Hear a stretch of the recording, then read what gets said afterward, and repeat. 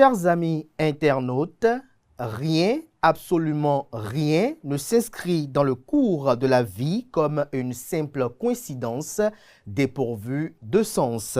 Ce que nous appelons activement hasard n'est bien souvent que la limite de notre entendement, incapable sur l'instant de percevoir la trame invisible qui relie les faits, les épreuves et les rencontres. Là où l'œil ne voit qu'un choc brutal ou une rupture incompréhensible, l'invisible, lui, travaille déjà à façonner une orientation, une correction, parfois même une protection. Chaque événement survient pour une cause précise, chaque douleur porte une leçon, chaque retard dissimule une pédagogie. Ce qui nous arrive n'est pas toujours ce que nous désirons, mais c'est souvent ce dont nous avons besoin pour grandir, mûrir, nous redresser ou changer de regard. Avec le recul du temps, l'esprit s'éclaire, le cœur s'apaise et l'on découvre que les détours imposés étaient des chemins de formation, que les pertes étaient des allègements et que les silences étaient des appels à l'introspection. Ainsi, chers amis internautes, la vie enseigne avec rigueur et fidélité cette vérité essentielle. Tôt ou tard, lorsque le temps consent à lever le voile, l'âme comprend que ce qui faisait mal avait un sens, que ce qui semblait absurde était une leçon et que ce qui paraissait injuste était une préparation. Bonjour à toutes et à tous, bon réveil matinal, bienvenue sur Free Matin. Ce rendez-vous matinal d'information, d'analyse et de divertissement sur ESAE TV. Comme invité ce matin, je reçois pour vous la ministre conseillère Sedame Médégan Fagla. Avec elle, il sera question de cette actualité, notamment en lien avec la tentative de putsch déjouée à Cotonou et bien évidemment la révision constitutionnelle également qui fait couler beaucoup d'encre et de salive. Mais avant de la retrouver, pour être plus précis, chers amis internautes, vous aurez droit au menu consistant, pour ne pas dire au plat de consistance de Free Matin habituel, notamment la une des journaux, le bulletin matinal d'information, la page des sports, la définition du jour, les trucs et astuces, le prénom du jour, l'artiste du jour, les prévisions astrologiques et le panel de discussion. Chers amis internautes, on démarre juste après l'instant pub sur Free Matin. Tu viens d'avoir le bac ou tu veux te reconvertir dans un domaine d'avenir, faire le choix du numérique et rejoindre l'école supérieure d'administration, d'économie, de journalisme et des métiers de l'audiovisuel ESAE. De nouvelles filières sont disponibles dès cette rentrée: informatique et multimédia, informatique industrielle et maintenance, réseau informatique et télécommunications, système informatique et logiciel, sans oublier les filières initiales: administration générale, administration des finances, administration des affaires, sciences juridiques, sciences économiques, sciences de gestion, journalisme et métiers de l'audiovisuel. ESAE est disponible sur 4 sites: Cotonou-Badjoumendé, Cotonou-Akpakpa, Abomey-Calavi et Parakou. Pourquoi choisir l'ESAE? Des formations conçues pour le marché de l'emploi, des enseignants expérimentés et passionnés, des infrastructures modernes avec équipement de pointe, des opportunités de stage et d'emploi garanties. Les inscriptions sont en cours et les places sont limitées. Ne rate pas ta chance,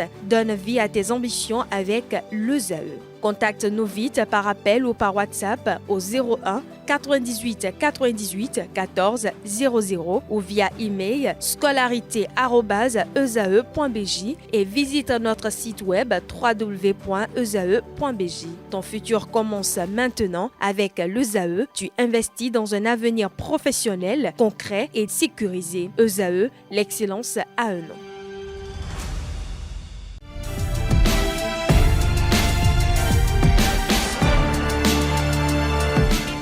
Bonjour à nouveau, chers amis internautes. Nous démarrons cette une des journaux comme il est de tradition sur ESAE TV par le quotidien Maison.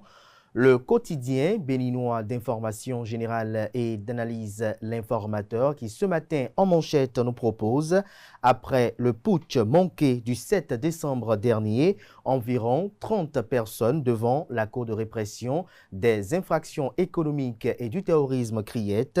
Le Cana écrit qu'au crépuscule ce lundi 15 décembre 2025, Environ 30 personnes interpellées dans le cadre du coup d'État déjoué le dimanche 7 décembre dernier ont été présentées à la Cour de répression des infractions économiques et du terrorisme criette, notamment devant le procureur spécial près la dite cour. Progressivement, les langues vont se délier et on en saura davantage sur les tenants de cette initiative ou de cette tentative. Lisez l'article du journal à la page 3 pour mieux comprendre. Lutte contre le terrorisme, le Bénin et 4 pays bénéficient de l'appui de la CEDEAO. Carnet noir, Octave Roudegbe n'est plus. Retour sur le parcours de l'illustre disparu dans les colonnes de la proposition du matin de l'informateur. Animation de la vie politique nationale, des partis politiques en sursis, rapporte le journal. Qu'est-ce qui amène le confrère à effectuer ce constat? Lisez les motivations du titre à la une dans les colonnes de sa proposition. À l'oreille droite, notamment un rappel à Dieu qui est effectué, notamment celui de Christophe Rouanou, qui est le père de Roch Judicaël Rouanou. Lisez dans les colonnes de la parution du matin du journal le programme des obsèques.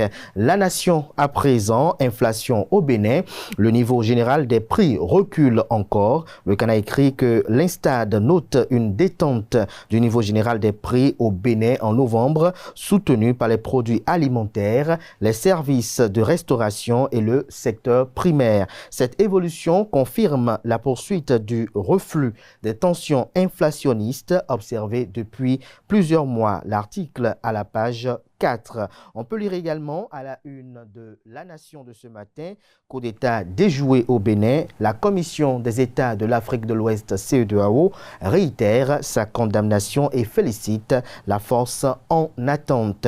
Fraternité, coup d'État déjoué au Bénin, les présumés mutins devant la Cour de répression des infractions économiques et du terrorisme criette, Chabiaï libéré sous convocation. Noël avant l'heure. Dans la commune d'Abomey-Calavi, les vendeuses de jouets font briller la magie des fêtes. Retrouvez le constat de la rédaction dans les colonnes de la proposition du matin du journal.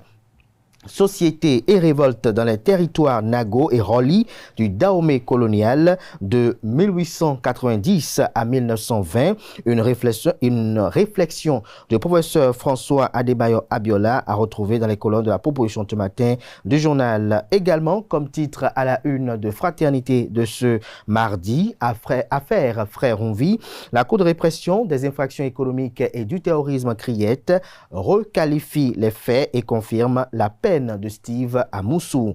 Le matinal, tentative de coup d'État au Bénin, une trentaine de présumés mutins présentés à la Cour de répression des infractions économiques et du terrorisme criette hier. De troublantes révélations en perspective. Le Canard écrit que 30 militaires prétendument impliqués dans la tentative du coup d'État ont été présentés dans la soirée du lundi 15 décembre 2025 au parquet spécial de la Cour de répression des infractions économiques et du terrorisme criette à Cotonou. L'article compte rendu de cette comparution est à lire à la page 2. Développement du numérique, 40 jeunes filles formées en cybersécurité. Matin libre à présent, enquête sur le coup d'État déjoué. Chabiaï libéré après son audition. Son avocat révèle les éléments du dossier. L'article à la page 2 qui vous renseigne. Maintenance de la plateforme EducMaster, une contribution de 50 francs par élève demandée. Tribune du professeur Béthéon Auguste Videgla, le Bénin puise sa force dans la sagesse de son peuple. Le Béninois libéré, nous libère ce matin manchette, coup d'État, Chabiaï libéré et convoqué pour le 18, mandat de dépôt pour 25 militaires. Retrouvez des détails sur les informations du journal dans les colonnes de sa parution numéro 3545 du mardi 16 décembre 2025. Sommet de Abuja, les coups d'État interdits dans l'espace CEDEAO, une aide financière d'urgence pour le Bénin contre le terrorisme. Le potentiel infrastructure éducative dans le département du Koufo, infrastructure éducative dans le département du Koufo.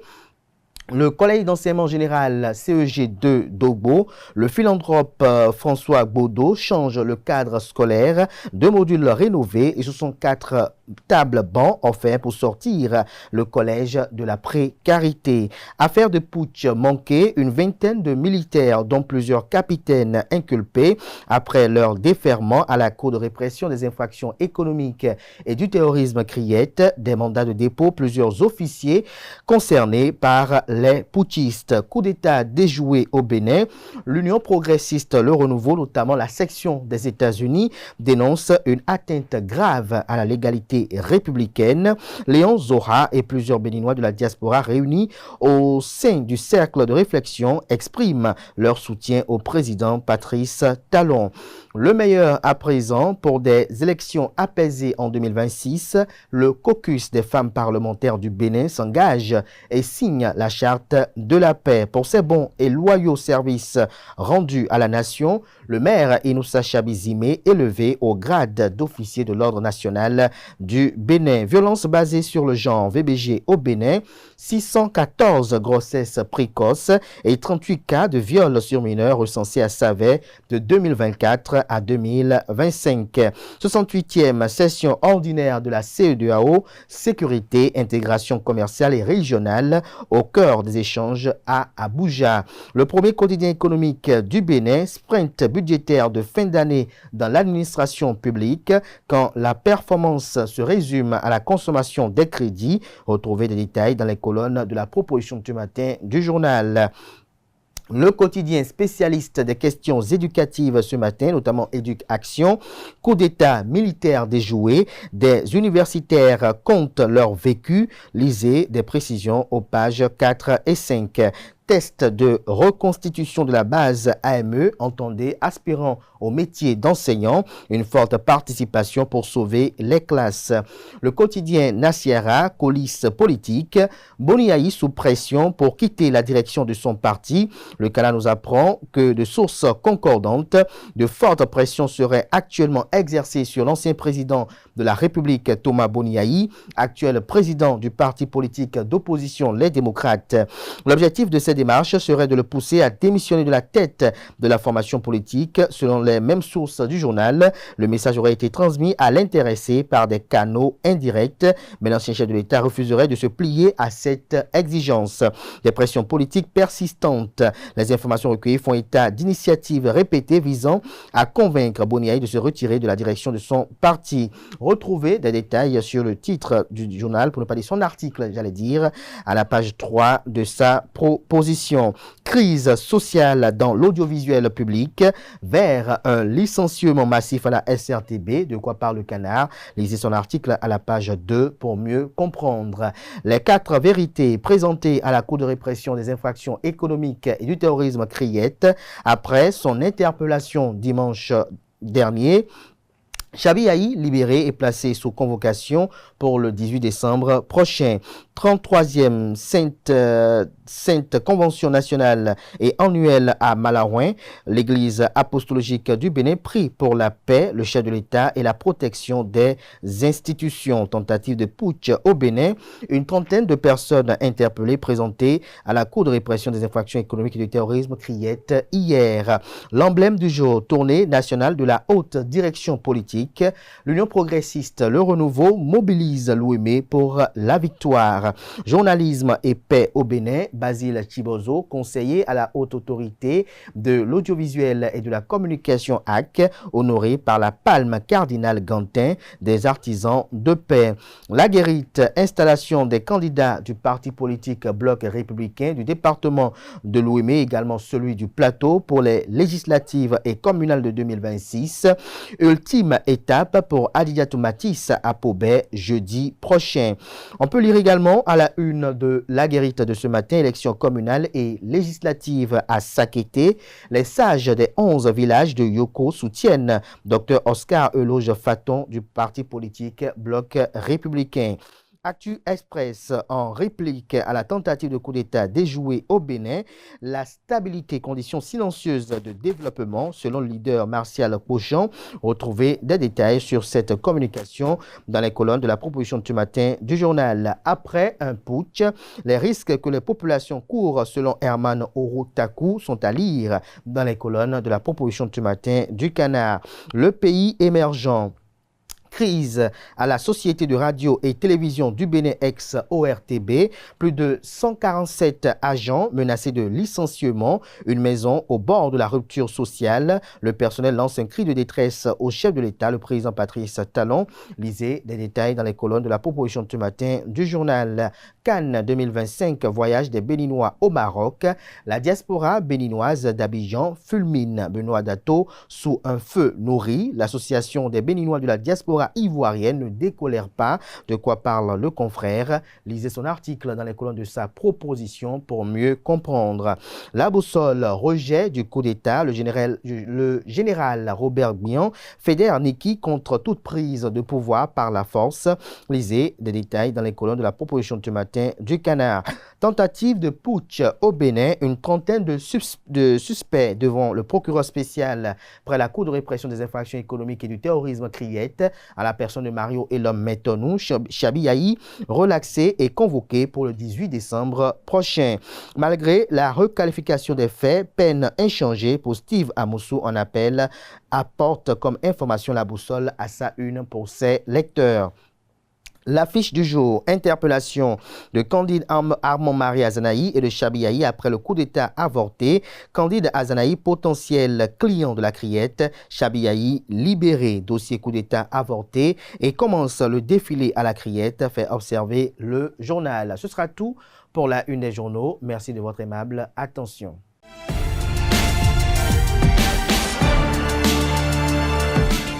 Le bulletin matinal d'information avec vous, Francis Olafarami, bonjour. Bonjour Kader. Merci d'être là. Bonjour à vous, Romaric Guessou-Gouenou. Bonjour. Merci également d'être là. On démarre. Allez-y. En effet, à toutes et à tous, bonjour. Chers amis internautes, la Chambre d'appel de la Cour de répression des infractions économiques et du terrorisme, Criette, a rendu son verdict dans l'affaire Steve Amoussou. Il avait été condamné à 2 ans de prison ferme et 2 millions de francs CFA d'amende pour injure avec motivation politique, diffusion de fausses nouvelles. En appel, le juge a maintenu la peine de 2 ans et requalifié les faits. Il est désormais condamné pour des faits de harcèlement par le biais d'une communication électronique, publication de fausses nouvelles et incitation à la rébellion. Et puis la tentative de coup de force déjouée du 7 décembre continue de susciter des réactions au sein de l'opinion publique et de la classe politique. Reçu dans l'invité du dimanche dernier de Esaü TV, Robin Akombessi, président de l'association La Voix des consommateurs du Bénin, s'est exprimé sur cette tentative et a lancé un appel à l'endroit du peuple béninois. Il était avec Carles Epiphane Kitoumen et Nassirine Fatoumbi. On le suit. Je transmets toutes mes salutations les plus sincères aux consommateurs béninois et donc au consommateur en chef des Béninois, c'est-à-dire le président Patrice Talon. Et je viens de remarquer que vous avez aligné 2 fois le chiffre 7. Tout à fait. Le 7 décembre et 7 jours après. Le chiffre 7, c'est un chiffre sacré.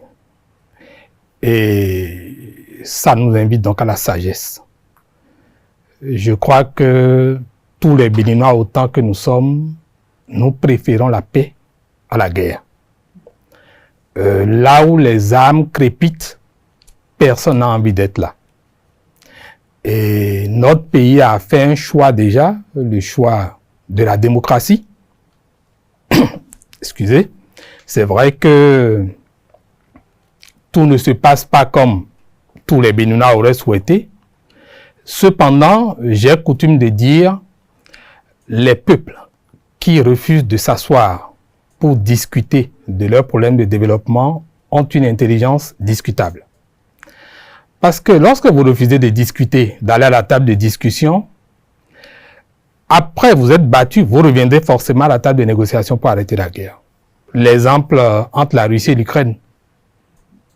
Au lieu de s'entendre au départ, c'est après avoir laissé des millions de populations perdre la vie qu'on revient aux négociations. Donc, je voudrais inviter chacun de nous simplement à savoir raison garder dans tout ce que nous faisons et à savoir que nous sommes contraints, nous sommes tenus de vivre ensemble et discuter tous les jours. C'est la meilleure alternative pour préserver le développement auquel nous attachons beaucoup de prix. Dans un autre registre, le Fun Club Romeo Douadagne a procédé le samedi 13 décembre à l'installation des coordinations départementales et communales de la Liborie. La cérémonie s'est déroulée à Kandi avec une forte mobilisation des filles et fils du département. Analdo y était. Suivez son reportage. Le fan club Romuald Wadayi continue son enracinement. Après la Donga et l'Atlantique, le réseau dynamique pour la victoire du candidat Romuald Wadayi en 2026 installe ses coordinations départementales et communales dans la Liborie. Cette première étape d'une tournée septentrionale a été marquée par une forte mobilisation, preuve de l'adhésion des populations de la Liborie. Après les installations dans les départements de la Donga, de l'Atlantique, la Liborie confirme aujourd'hui sa place stratégique dans l'architecture nationale du fan club Romuald Wadayi. Votre mobilisation massive, votre discipline et votre sens d'écoute, d'organisation montrent clairement que la Liborie est prête à jouer un rôle moteur dans la dynamique nationale. Désormais installées, les coordinations départementales et communales s'engagent à mener le combat pour l'atteinte des objectifs du fan club Romuald Wadayi. C'est un moment important pour la responsabilité et l'engagement collectif. Jeunes de la Liborie, l'heure est à l'engagement. Mobilisons-nous autour du fan club Romuald Wadayi, symbole de compétences, d'innovation et d'avenir pour notre pays.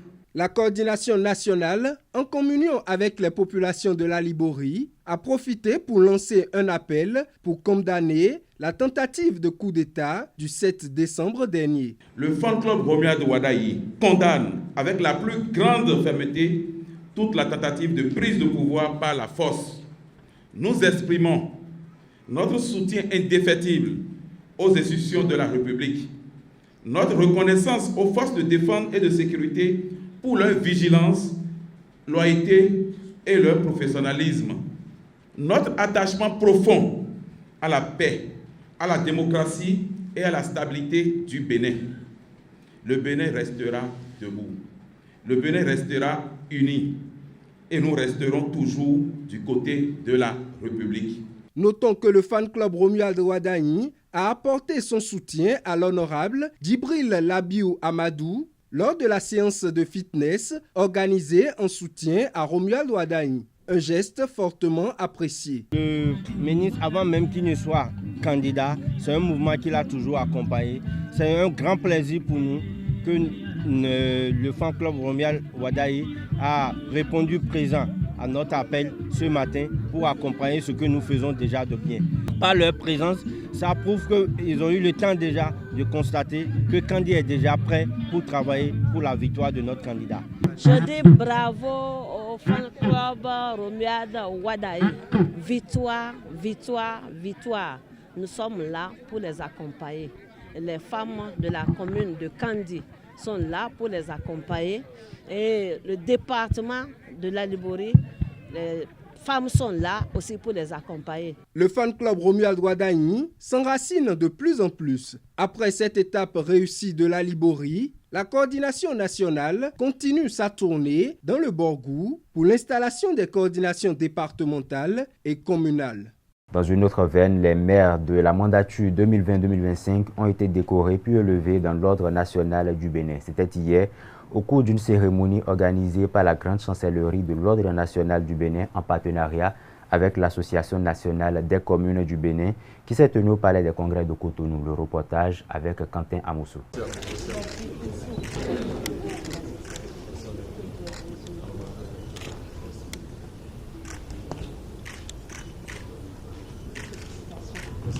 Ce geste de Mariam Chabi-Talata, vice-présidente et grande chancelière des ordres nationaux du Bénin, élève les maires de la mandature 2025 dans l'ordre national du Bénin ce lundi 15 décembre 2025 au Palais des Congrès de Cotonou. La présente cérémonie est inédite. C'est en effet la première fois qu'au même moment et au même endroit, les maires de notre pays, dans leur ensemble, sont reçus dans l'ordre national. Nous devons cette belle et pertinente initiative au président de l'Association nationale des communes du Bénin et à son équipe, M. Luc Atropo, dont nous louons le leadership et saluons le charisme. Une cérémonie de reconnaissance et de mérite du travail abattu par les maires à la tête de leur commune. Ils expriment leur satisfaction et leur gratitude à l'endroit du gouvernement du président Patrice Talon. Cette cérémonie constitue un moment historique pour la décentralisation, mais aussi un hommage rendu à l'engagement quotidien des élus locaux au service du développement de proximité.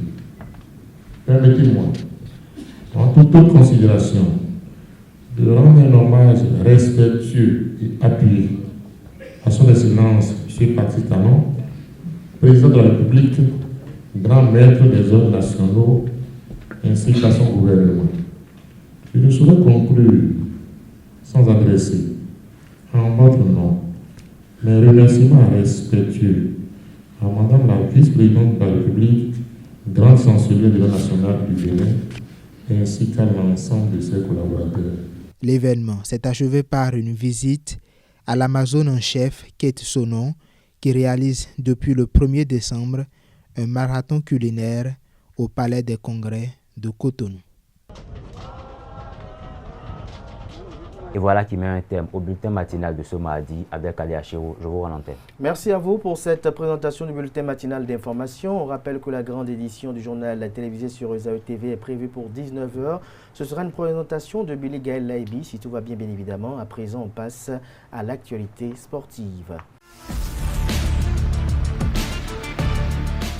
Romaric Djesgogonou, bonjour à nouveau. Abdelkader Achero, bonjour. À vous l'antenne.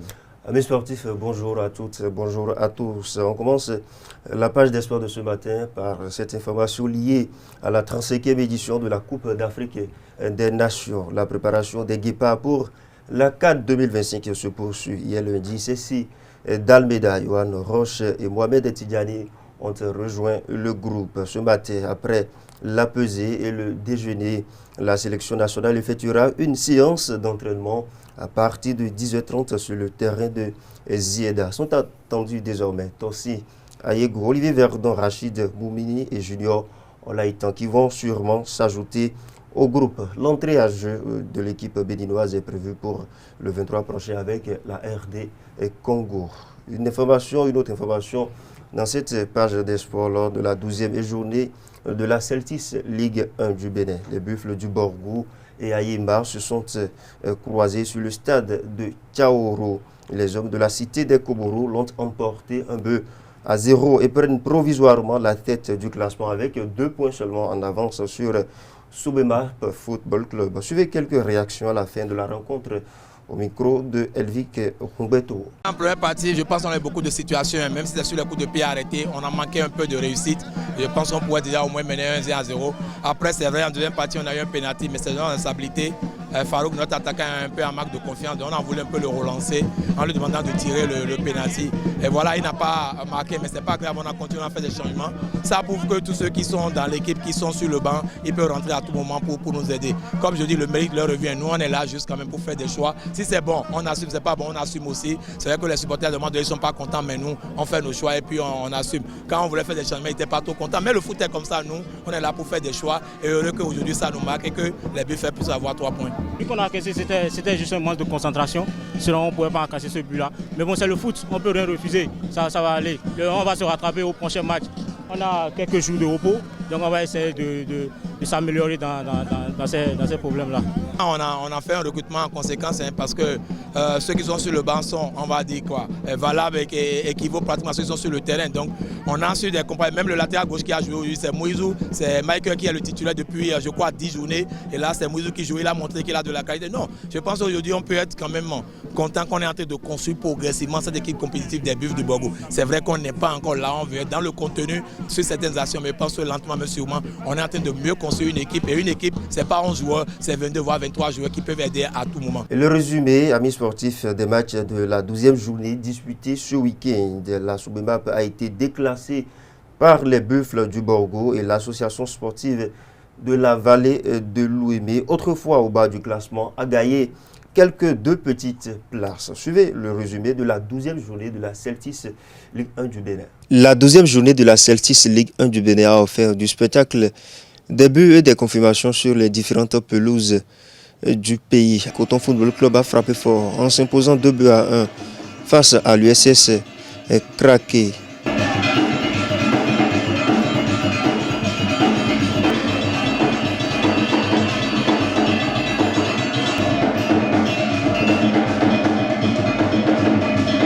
L'ASPAC a survolé les débats en infligeant une lourde défaite à Audio Football Club. Le score était de 5-1.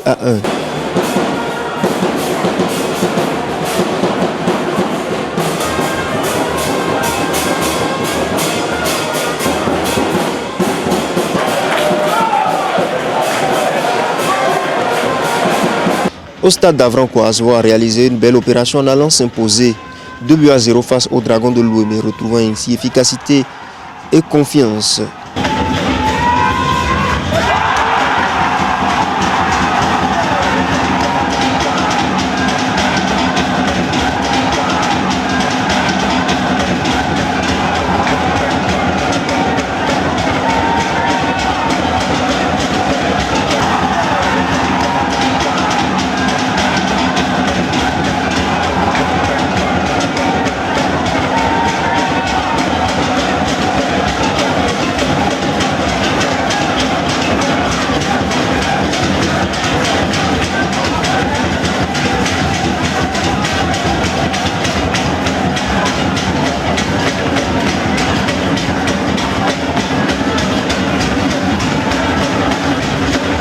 AS Cotonou et l'Autopopo se sont neutralisés. Le score était de 0 but partout.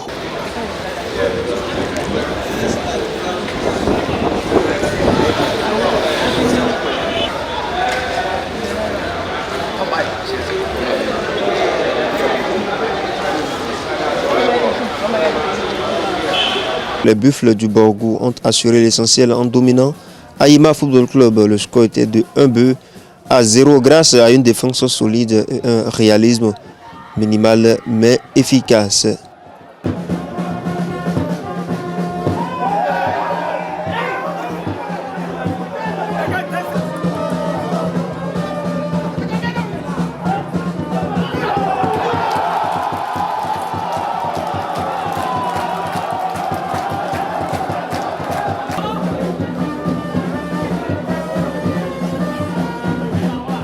À l'extérieur, Dadier s'est imposé 3-1 face à Banigansé, confirmant sa belle dynamique.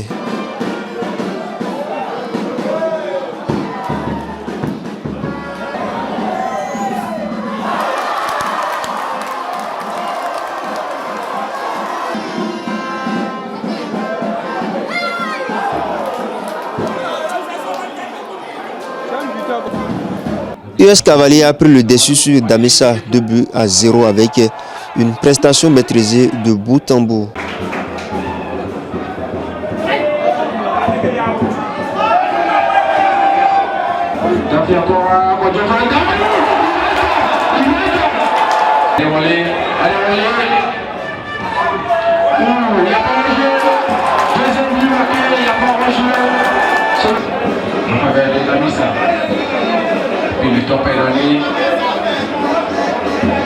Enfin, Espoir de Savalou s'est imposé 2-1 face à la jeunesse sportive de Kobe au thème d'un match engagé et riche en intensité.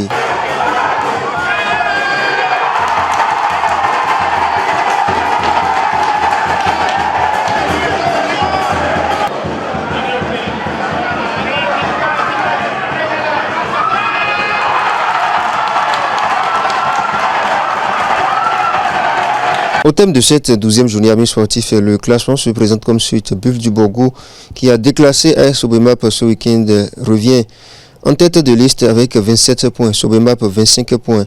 3e Coton Football Club 23 points. 4e Aspac 20 points. 5e Damissa 20 points. Dynamo Daboumé 6e avec 20 points également. L'Autopopo à 18 points. AS Cotonou à 18 points. 9e Dragon avec 15 points. 10e Rodio avec 15 points au compteur. 11e Espoir de Savalou avec 14 points. Aïma est 12e avec 11 points au compteur. La jeune sportive de Kobe a 11 points, est 13e de la liste. 14e Dadia avec 10 points, Asvo à 10 points et 15e. 16e USS Krake avec 9 points, 17e US Cavalier 9 points. Et c'est Bani Gansek qui boucle la boucle avec 7 points au compteur. On se retrouve le week-end prochain, ce sera pour le compte de la 13e journée de la Ligue 1 du Bénin. Sportivement, votre.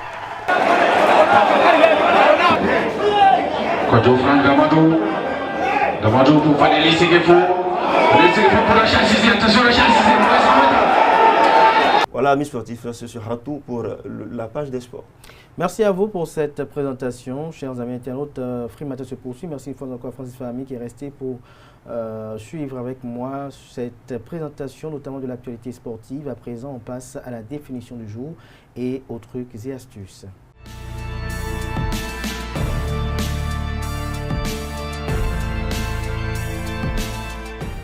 La définition du jour, Diane Kouagou, bonjour. Bonjour Abdelkader. Merci d'être là. Atifa Olafa, bonjour. Bonjour Abdelkader. Merci d'être là pour les trucs et astuces. Diane Kouagou, qu'est-ce que vous avez à nous présenter ce matin? Voilà. L'expression à découvrir ce matin est « Qui vole un œuf volera un bœuf ». Qui vole un œuf volera un bœuf. Oui. C'est-à-dire? C'est-à-dire les petites malhonnêtetés ou bien les petits actes qu'on commence par faire dès le début, quand on n'arrête pas, on évolue dans ça et puis on est tenté de faire des trucs un peu plus bizarres. Ouais. Vous avez mis le mot bizarre quand même. Allez-y. Bonjour à toutes et à tous et bienvenue dans la rubrique de ce matin. L'expression à découvrir est « Qui vole un œuf volera un bœuf ». Qui vole un œuf volera un bœuf signifie que la petite malhonnêteté est souvent le point de départ des fautes bien plus graves. Lorsque l'individu n'est pas freiné dès le début, ces écarts ont tendance à s'amplifier. Né dans la tradition populaire, ce dicton s'appuie sur une comparaison simple mais efficace. L'œuf insignifiant et facile à prendre représente la première entorse aux règles. Le bœuf, animal de grande valeur, illustre la dérive progressive vers des actes plus sérieux. Amis internautes, ici le message est un avertissement. Tolérer le premier faux pas, c'est risquer d'encourager les autres. Exemple d'utilisation, il falsifiait de petits documents administratifs. Aujourd'hui, il est accusé de détournement. Qui vole un œuf volera un bœuf, ou encore en laissant passer les petites tricheries à l'examen, on oublie que qui vole un œuf volera un bœuf. Et voilà, c'est tout pour la définition de ce matin. Merci de nous avoir suivis et à demain. Merci à vous également pour cette présentation qui est assez instructive. À présent, on passe aux trucs et astuces.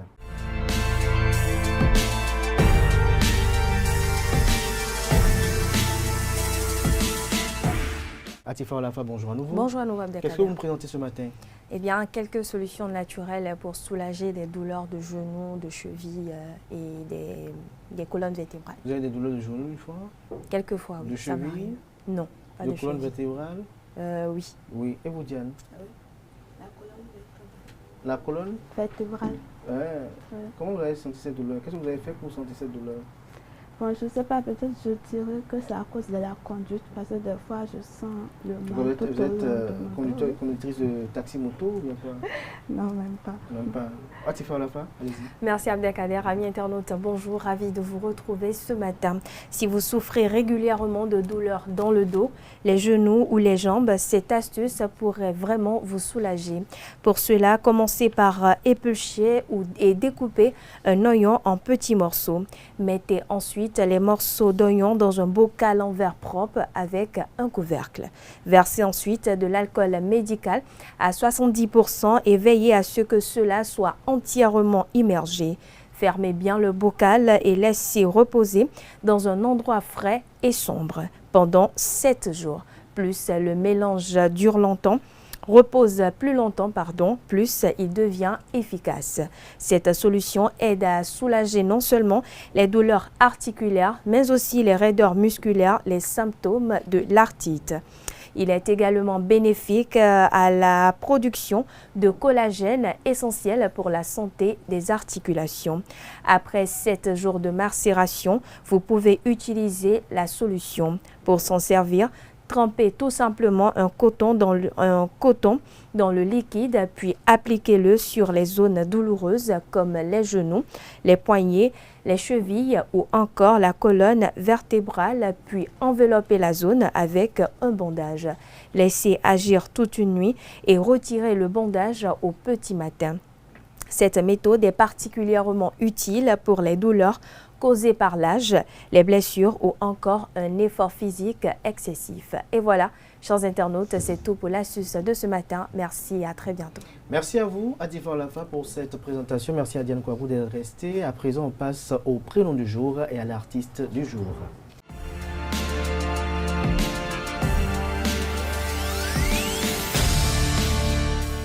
Le prénom du jour, Maurice Temas aussi, bonjour. Bonjour Kader. Merci d'être là. Bonjour à vous, Achille Kouenou. Bonjour Kader. Merci d'être là pour l'artiste du jour. Ce matin, le prénom à découvrir, c'est lequel? Le prénom Adélaïde. Adélaïde, allez-y.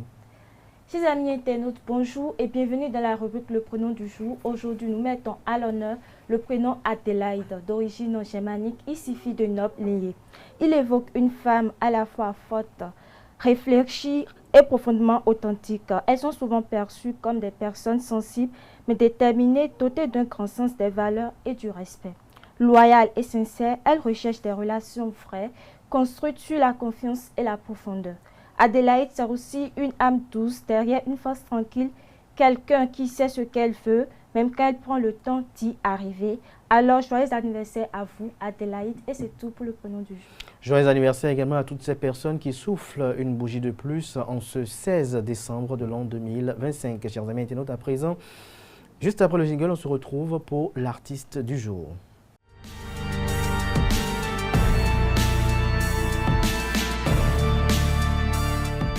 Achille Kouenou, bonjour à nouveau. Bonjour Kader. À vous l'antenne pour nous présenter l'artiste du jour. Bien sûr, amis internautes, bonjour à vous et bienvenue dans la rubrique l'artiste du jour. Aujourd'hui, nous mettons nos projecteurs sur un grand de la musique béninoise. Il s'agit de Petit Miguelito. Petit Miguelito, de son vrai nom, Ghislain Toforoso, François Miguel, est un artiste musicien béninois né le 22 décembre 1986 à Cotonou. Passionné du dessin, au début, il suit des cours pour se perfectionner. Mais né d'un père musicien du nom de Miguelito, il se sent aussi irrésistiblement attiré vers la musique. Ce dernier, dont il n'a aucun souvenir, puisque mort quand il avait moins d'un an, voilà, j'y arrive, il n'avait moins d'un an, va tout de même l'inspirer tout au long de sa carrière. Dès son jeune âge, il ressent le besoin de faire de la musique, surtout quand il écoute les disques de son père. Il s'est mis à écrire et à composer des chansons. Il apporte ses premières compositions chez Musigem, la maison de production du feu André Quenom à cette époque. La maison de production juge ses compositions trop légères et sans grand intérêt. C'est finalement chez Gourou Record qu'il va trouver tout le soutien dont il a besoin pour briller. Il travaille et améliore ses chansons. Voilà. Aujourd'hui, star incontournable de la musique béninoise et même africaine, l'artiste a plusieurs albums à son actif. En 2006, il a eu assorti l'album Père et Fils, composé de plusieurs morceaux, plusieurs titres. Bien évidemment, en 2011, La Prophétie. Ensuite, en 2013, il sort le single Parce que je t'aime. Et le tube, Mon bébé, que vous connaissez tous d'ailleurs, mesdames et messieurs. 4 ans plus tard, en 2017, il sort Pessé Pessé. Notons qu'il est connu pour la salsa et la rumba. Et depuis hier, vous l'avez constaté, mesdames et messieurs, je vais à chaque édition de cette rubrique, je vais vous reprendre le morceau, un titre de l'artiste du jour, un bout ou bien tout le morceau. Eh bien, je vous reprends aujourd'hui Zizi de Petit Miguelito. On y va. Zizi les voitures. Zizi les voitures, Zizi les voitures, d'accord, souffrez-nous. Zizi les voitures, Zizi les voitures, Zizi les voitures, d'accord, souffrez-nous. Anadadou, bon mais les boys nadou, Awaida nous sommes Joja, Jo Pepe, José. Ananda, nous donnons les bons enidou. Awaida Kotokwi, Don, Kewe Gome. Bon amour, nous mettons bons enidou. Awaida Monikou, Koko, Bongo, Dadik, Mando, Villers, Bassideme. Zizi, hey! Zizi les voitures, Zizi les voitures, Zizi les voitures, Dakunyo Souheno, Zizi les voitures, Zizi les voitures, Zizi les voitures, Dakunyo Souheno, Mama Chewa, Anaoroni, Unsini Bonuinu, Inele Dikpekpe Amakablo, Papa Chewa, Boko Rouronawe, Anokweng Bonfueletinu, Bonondo, et Manto Fine. Adjavon Sawa, Bassadonido, Dominguelito Manto Kwekbe, et dans Inele Dikpekpe Mayon. Afewa, Assadonidom, Do Babalo Manto Kwekbe, et si Rumembodido, Oje. Machowa, Adonou Lokboni.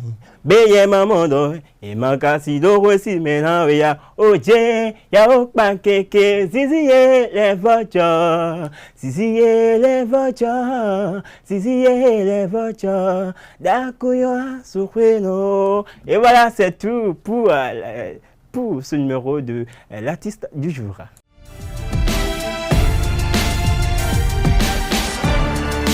Les prévisions astrologiques, Elisabeth Iladja, bonjour. Bonjour Abdelkader. Merci d'être là. À vous l'antenne.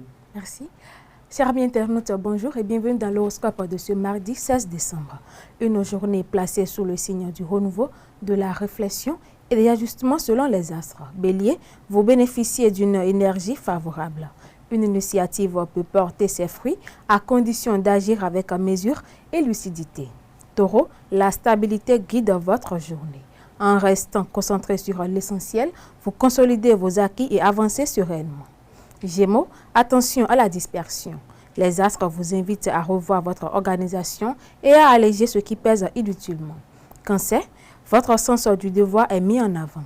Votre sérieux et votre engagement sont remarqués, notamment dans votre entourage. Lion, un temps de recul s'impose. Prenez le temps d'analyser une situation avant toute décision importante. Vierge, cette journée marque une phase de clarification. Se détacher de ce qui ne vous correspond plus ouvre la voie à de nouvelles opportunités. Balance, le dialogue est au cœur de vos échanges. En privilégiant la diplomatie, vous préservez l'harmonie autour de vous. Scorpion, une discussion franche peut vous faire évoluer et peut faire évoluer une situation. L'écoute et la sincérité seront vos meilleurs alliés. Sagittaire, un besoin de changement se fait sentir. Modifier votre routine pourrait vous redonner élan et motivation. Capricorne, les astres vous encouragent à voir les choses autrement. Ce changement de regard vous aidera à avancer avec plus de clarté. Verseau, pensez à protéger votre énergie. Fixer des limites claires vous permettra de mieux gérer vos priorités. Et enfin, chez Poissons, faites confiance à votre intuition. Elle vous guide vers des choix plus justes et en accord avec vos aspirations. Chers amis internautes, c'est tout pour l'horoscope de ce mardi. Excellente journée à toutes et à tous. Merci à vous pour la présentation de l'horoscope du jour. Merci de conclure les rubriques suivantes. À présent, on passe au panel de discussion.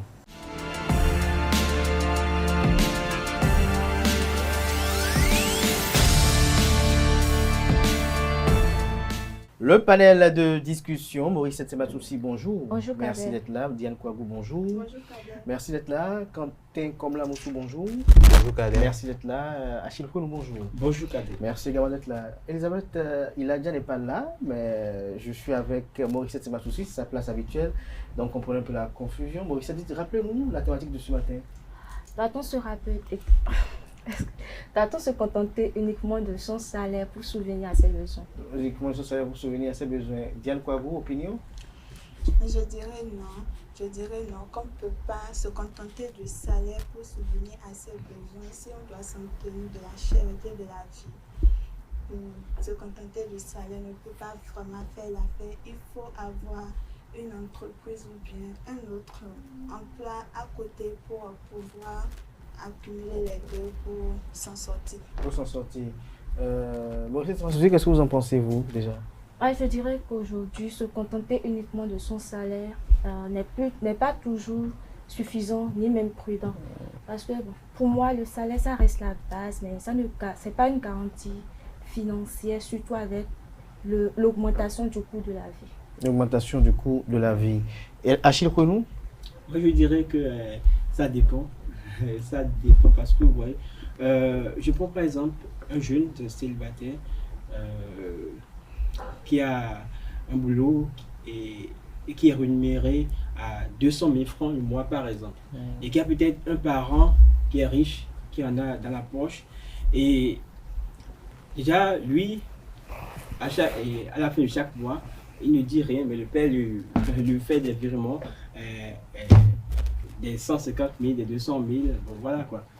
Je ne pense pas que celui-là, par exemple, puisse dire que son salaire, lui, par exemple, il vit de son salaire et il peut bien vivre de son salaire parce que même s'il a autant de charges, beaucoup de charges, je ne vois pas ce qui pourrait l'empêcher vraiment de gérer ces charges. De gérer ces charges. Quentin Amoussou? Je dirais que ça dépend également parce que il y a des salaires qui sont quand même colossaux. Merci. Et même si ce n'est pas le cas dans certaines mesures, il y a quand même des salaires qui répondent exactement à ce que vous avez comme diplôme. Lorsque vous avez la licence, dans certains pays, on vous paye en fonction de ce diplôme de licence-là. Si ce n'est pas le sous-emploi, je pense que la question ne se pose pas vraiment. Mais sinon, il vaut toujours mieux avoir des à côté parce que ça sauve le jour. Vous mettez quoi dans à côté? Vendre les câbles électriques si vous êtes à la SBE? Oui, même les chaussures s'il le faut, les habits s'il le faut. Vendre les câbles électriques à la SBE si vous êtes agent de la SBE, c'est ça? Non,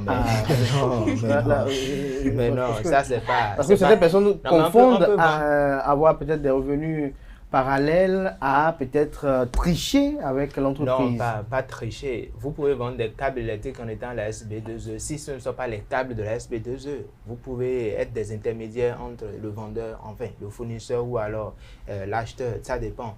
Donc, bon, quand je parle d'à côté, je parle de revenus parallèles également. Moi, je me rappelle un peu, je n'étais pas encore salarié, mais quand j'étais étudiant, je vendais quelques petits trucs. Ça me permettait quand même de me maintenir un peu, de pouvoir survivre un peu. Et donc, j'estime que même si quelqu'un estime que son salaire n'est pas assez colossal, le mieux, c'est d'entreprendre à côté. Et même si c'est le cas, il faut toujours prévoir un plan B parce que pour moi, les revenus parallèles sont en quelque sorte des plans B. Je suis d'accord avec toi, Quentin, mais est-ce qu'on a le temps pour faire d'autres activités parallèlement? C'est la question qu'il faut se poser. Tout à l'heure, tu disais que quand tu étais étudiant, est-ce que tu peux tenir le même discours aujourd'hui? Je ne suis pas sûr que tu peux tenir le même discours. Il y a des boulots, par exemple, où on travaille H24. On n'a pas le temps. On n'a pas le temps pour faire... Vous voulez parler de journalisme, par exemple, la médecine et autres. Voilà, mais les médecins encore, ils ont des heures de garde. Bon, oui. Même les journalistes aussi, malgré qu'ils sont tellement occupés, ils ont toujours des à côté. Donc moi, je ne vois pas. Non, mais lui, il parle du temps. Peut-être c'est le temps qui va permettre à ce que l'on puisse avoir des revenus bon, ça parallèles. dépend aussi de l'activité qu'on fait en parallèle. Ça dépend également de l'activité. Mais il y a des boulots, carrément, tu ne peux rien faire. Tu es au boulot H24, tu fais quoi? Il n'y a pas de solution. Je pense que là, il y a un petit souci. Est-ce que quelque part, c'est ma souci, il ne faut pas arrimer son salaire à son train de vie? Est-ce qu'il ne faut pas chercher comme salaire, comme condition de travail, quelque chose qui soit en phase avec son train de vie? Oui, évidemment. Mais de nos jours, on remarque que dans les entreprises et tout, les salaires ne sont pas bien payés. Des fois, ils ne sont même pas payés. Donc, comme ça devient tellement difficile. Non, moi, vous remerciez, vous savez que ça vient à temps. Je ne saurais le dire. Elle a dit à l'entame qu'elle n'est pas encore salariée. Donc elle envoie.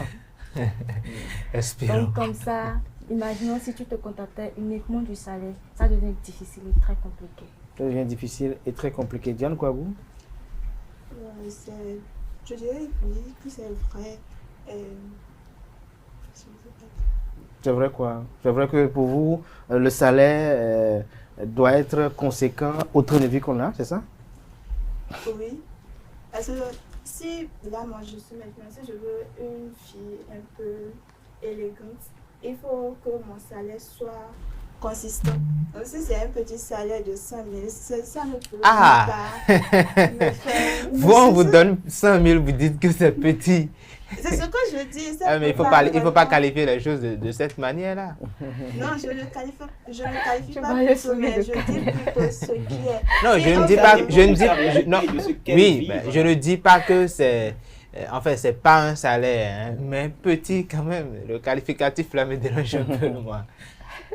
Non, elle ne connaît pas encore la vie. Tout à l'heure, oui. Chaque mois, elle doit aller au sein peut-être. Et elle doit dépenser, par exemple, 20 000 francs pour peut-être des mots Dieu, peut-être.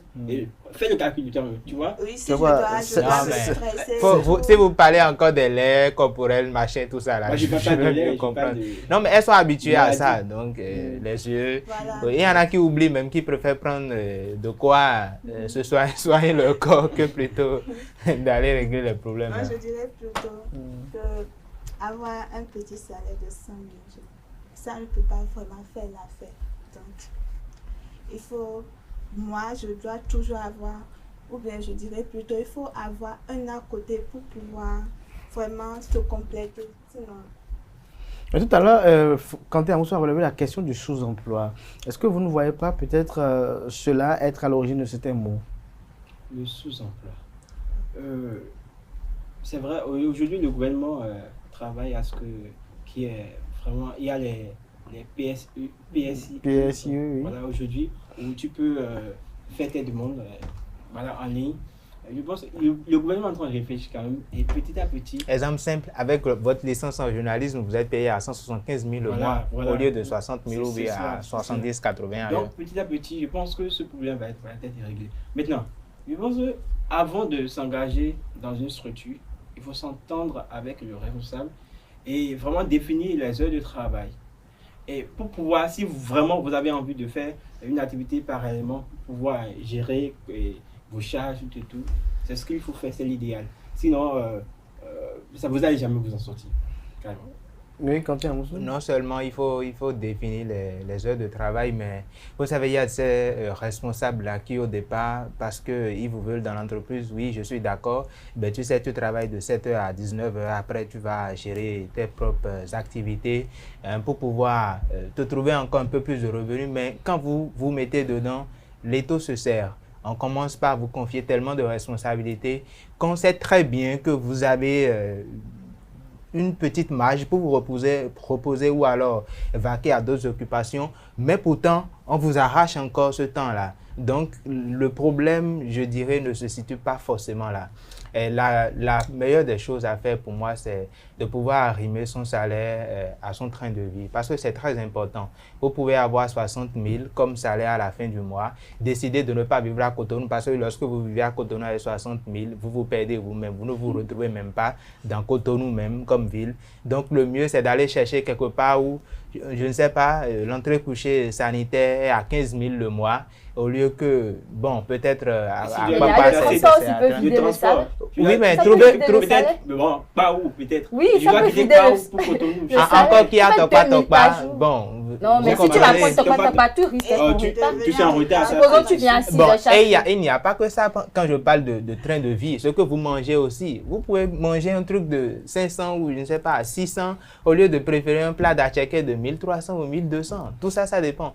Il faut regarder le salaire pour le faire. Mais je pense que peu importe ce qu'on fait, peu importe le domaine, on peut toujours avoir des à côté. Pour moi, c'est possible. C'est possible. Et donc, pour conclure, Maurice Massoudi, lorsque vous parlez d'à côté, vous faites allusion à quoi? Parce que j'ai comme l'impression que tout le monde est d'accord qu'il faut avoir des à côté. Voilà. Oui, des business. Par exemple, je suis femme, peut-être je peux vendre des articles de femmes, des accessoires, des habits et tout. Je peux entreprendre dans beaucoup de choses. Bien quoi. Vous avez le temps? Je peux avoir Je suis une femme, je peux avoir une boutique peut-être de... Pourquoi vous dites je suis une femme? Je peux aussi vendre les vêtements de femmes. Non, mais... Oui, mais bien sûr.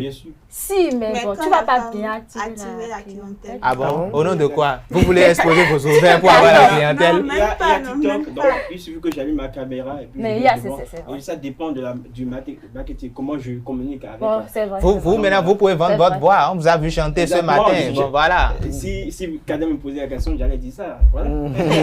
Vous avez la même question. Votre propre promotion.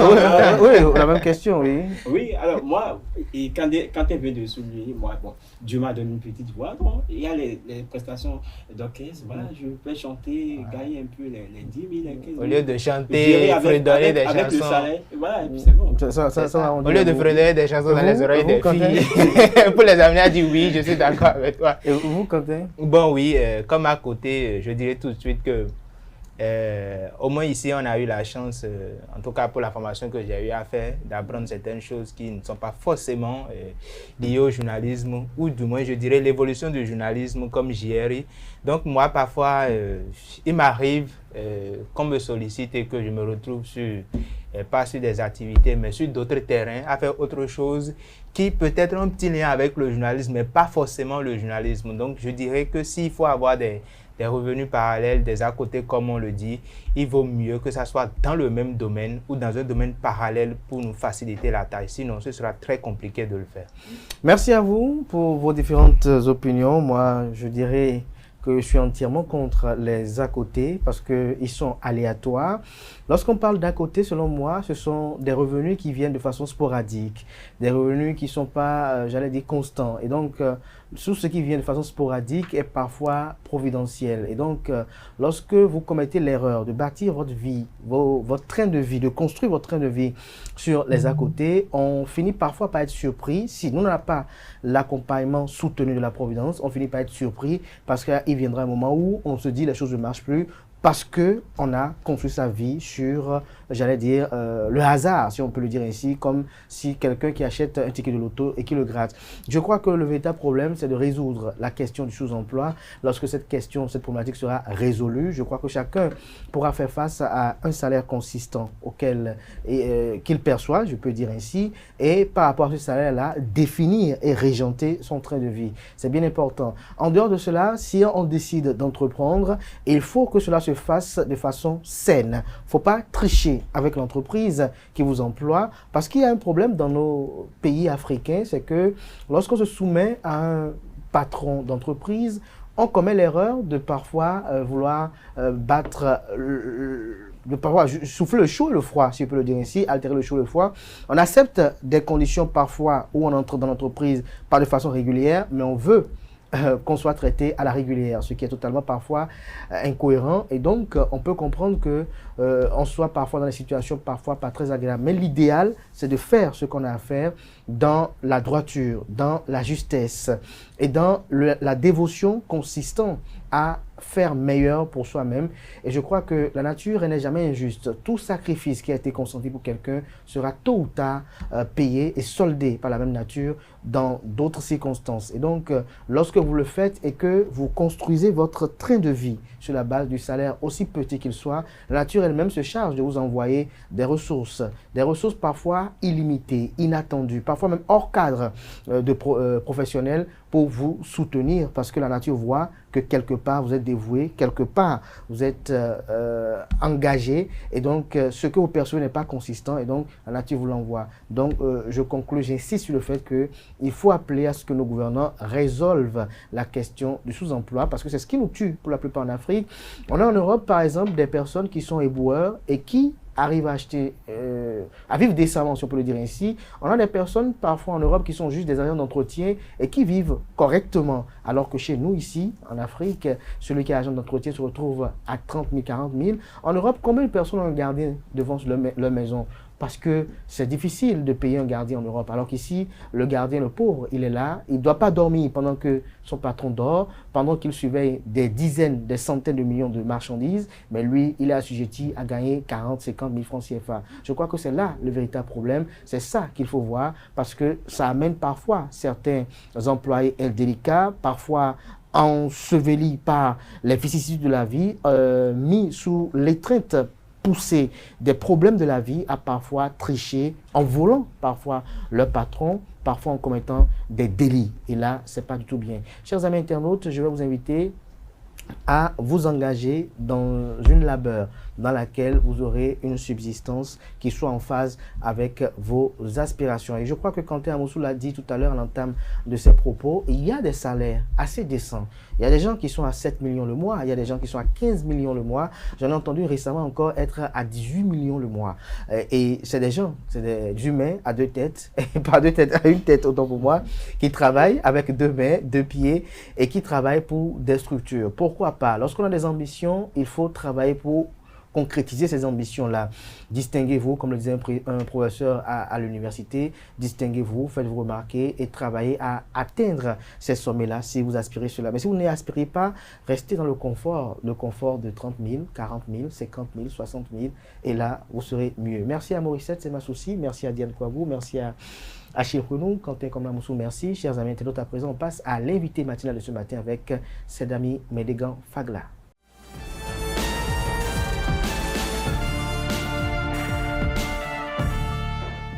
L'invité matinal de ce matin, ce Free Matin, je suis avec Sedami Romaric Médégan Fagla. Elle est ministre conseillère à l'enseignement supérieur et à la recherche scientifique.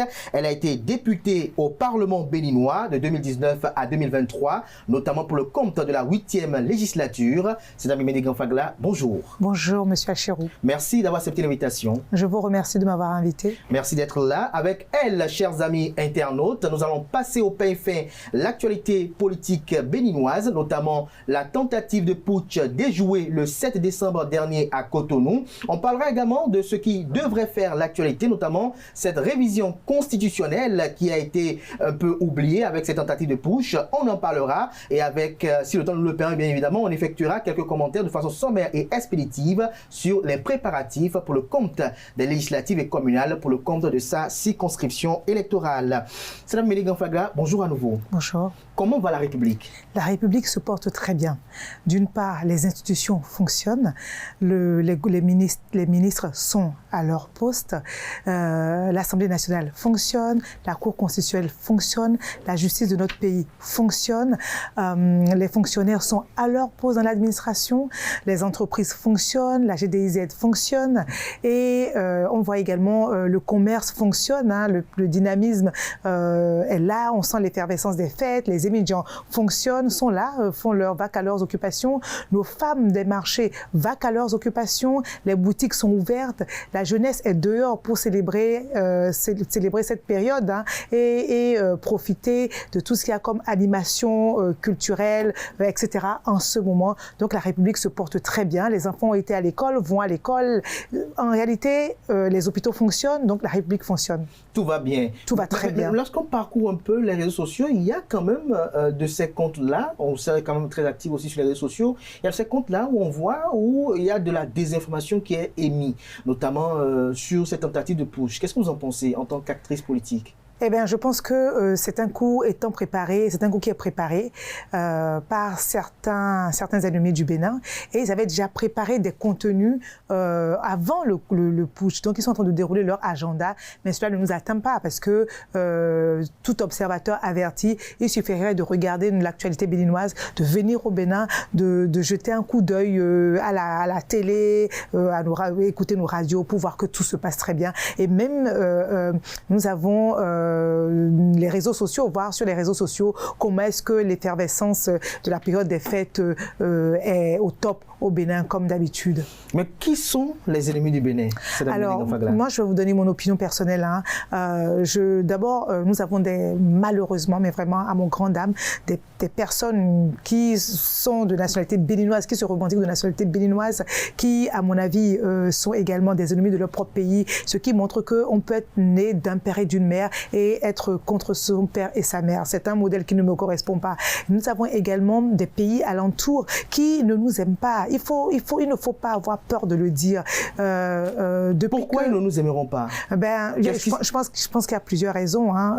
Déjà pour justifier leur maintien à leur poste, pour justifier ce qu'eux-mêmes ils ont fait chez eux, avoir arraché le pouvoir par la force envers leur population. Il faut bien stigmatiser un autre pays. Il faut détourner l'attention des populations sur d'autres sujets afin qu'elles ne s'intéressent pas à comment vous-même vous êtes en train de gérer les affaires de l'État. C'est une technique qui est connue dans beaucoup de pays. Lorsqu'il y a un sujet grave qui va arriver, qu'il y a une situation qui n'est pas en faveur des autorités, ou lorsque la situation est en train de se dégrader, on détourne l'attention du peuple, on l'emmène sur des futilités, sur des mensonges, et puis on peut continuer à justifier sa position à la tête d'un pays. Donc c'est les raisons pour lesquelles, ça fait partie des raisons, et puis il y en a certainement d'autres.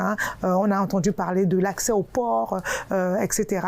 Donc bon, je ne les connais pas trop. Le Bénin représente un enjeu stratégique pour certains pays? Le Bénin est un enjeu stratégique. Notre géographie, si aujourd'hui fait que nous sommes à côté de ces pays, est quand même quelque chose, quelque part extraordinaire, parce que nous avons une mer, nous avons un port, et qu'on le veuille ou non, accéder au Bénin aujourd'hui est sécurisé. On peut venir chez nous en toute sécurité. Même de ces régions-là, le trajet de chez eux vers chez nous est le plus sécurisé, malgré la présence des djihadistes sur leur territoire à eux. Donc effectivement, nous représentons un enjeu stratégique extraordinaire. Mais pour toute la communauté, pour toute la région, de toute façon, pas seulement pour eux, pour toute la région, notre proximité avec le Nigeria, etc. Nous avons des atouts immenses aujourd'hui. Donc voilà, qui est la lumière que le Bénin émet, le regard que le monde porte sur le Bénin ne profite pas. Enfin, ça peut gêner certains. Ça peut gêner certains. Mais vous avez parlé tout à l'heure de compatriotes qui soutiendraient ces initiatives-là. Ils ont pour certains des revendications politiques. Est-ce que vous comprenez un peu leur discours? Alors, je ne comprends pas du tout. Parce que en réalité, que veut un peuple? Que veut le peuple africain? De quoi a besoin le peuple africain, le peuple béninois aujourd'hui? On ne va même pas parler du peuple africain. De quoi a besoin le béninois lambda aujourd'hui? Le béninois lambda aujourd'hui a besoin de pouvoir vaquer à ses occupations dans les conditions les plus sécurisées, dans les conditions meilleures. Le béninois lambda a besoin d'avoir ce que l'État peut donner, les services sociaux de base, l'école pour les enfants, la santé, les routes pour pouvoir vaquer à leurs occupations, et de l'entraide pour les plus démunis entre nous. Nous avons besoin que notre environnement s'améliore, d'accord, que nos infrastructures s'améliorent, que notre pays avance, et que le dynamisme économique touche toutes les couches socio-professionnelles de notre pays. Donc c'est de ça qu'a besoin le Bénin, c'est de ça qu'a besoin en général les pays pauvres. On a juste besoin de sortir de cette situation exsangue et d'aller vers le développement et d'offrir de meilleures conditions de vie à nos populations. C'est uniquement de cela qu'il s'agit. Et donc pour ça, depuis 2016, le gouvernement s'est attelé s'est attaqué à tous nos problèmes vitaux, s'est attaqué à l'amélioration de l'école, d'accord, donc à la disponibilité d'enseignants dans les classes, à améliorer la rétention de nos enfants à l'école, leur présence, leur rétention à travers la cantine scolaire. Il y a des filets sociaux pour les plus démunis d'entre nous. Les filles prennent 600 francs les matins pour leur petit déjeuner afin de pouvoir améliorer également leur rétention à l'école. À côté de ça, nos hôpitaux aujourd'hui sont équipés des meilleurs scanners dans toutes les régions du Bénin. Nos infrastructures sont d'excellente qualité. Les gens ne se rendent pas compte. Les infrastructures que nous sommes en train d'ériger au Bénin aujourd'hui participent à notre richesse.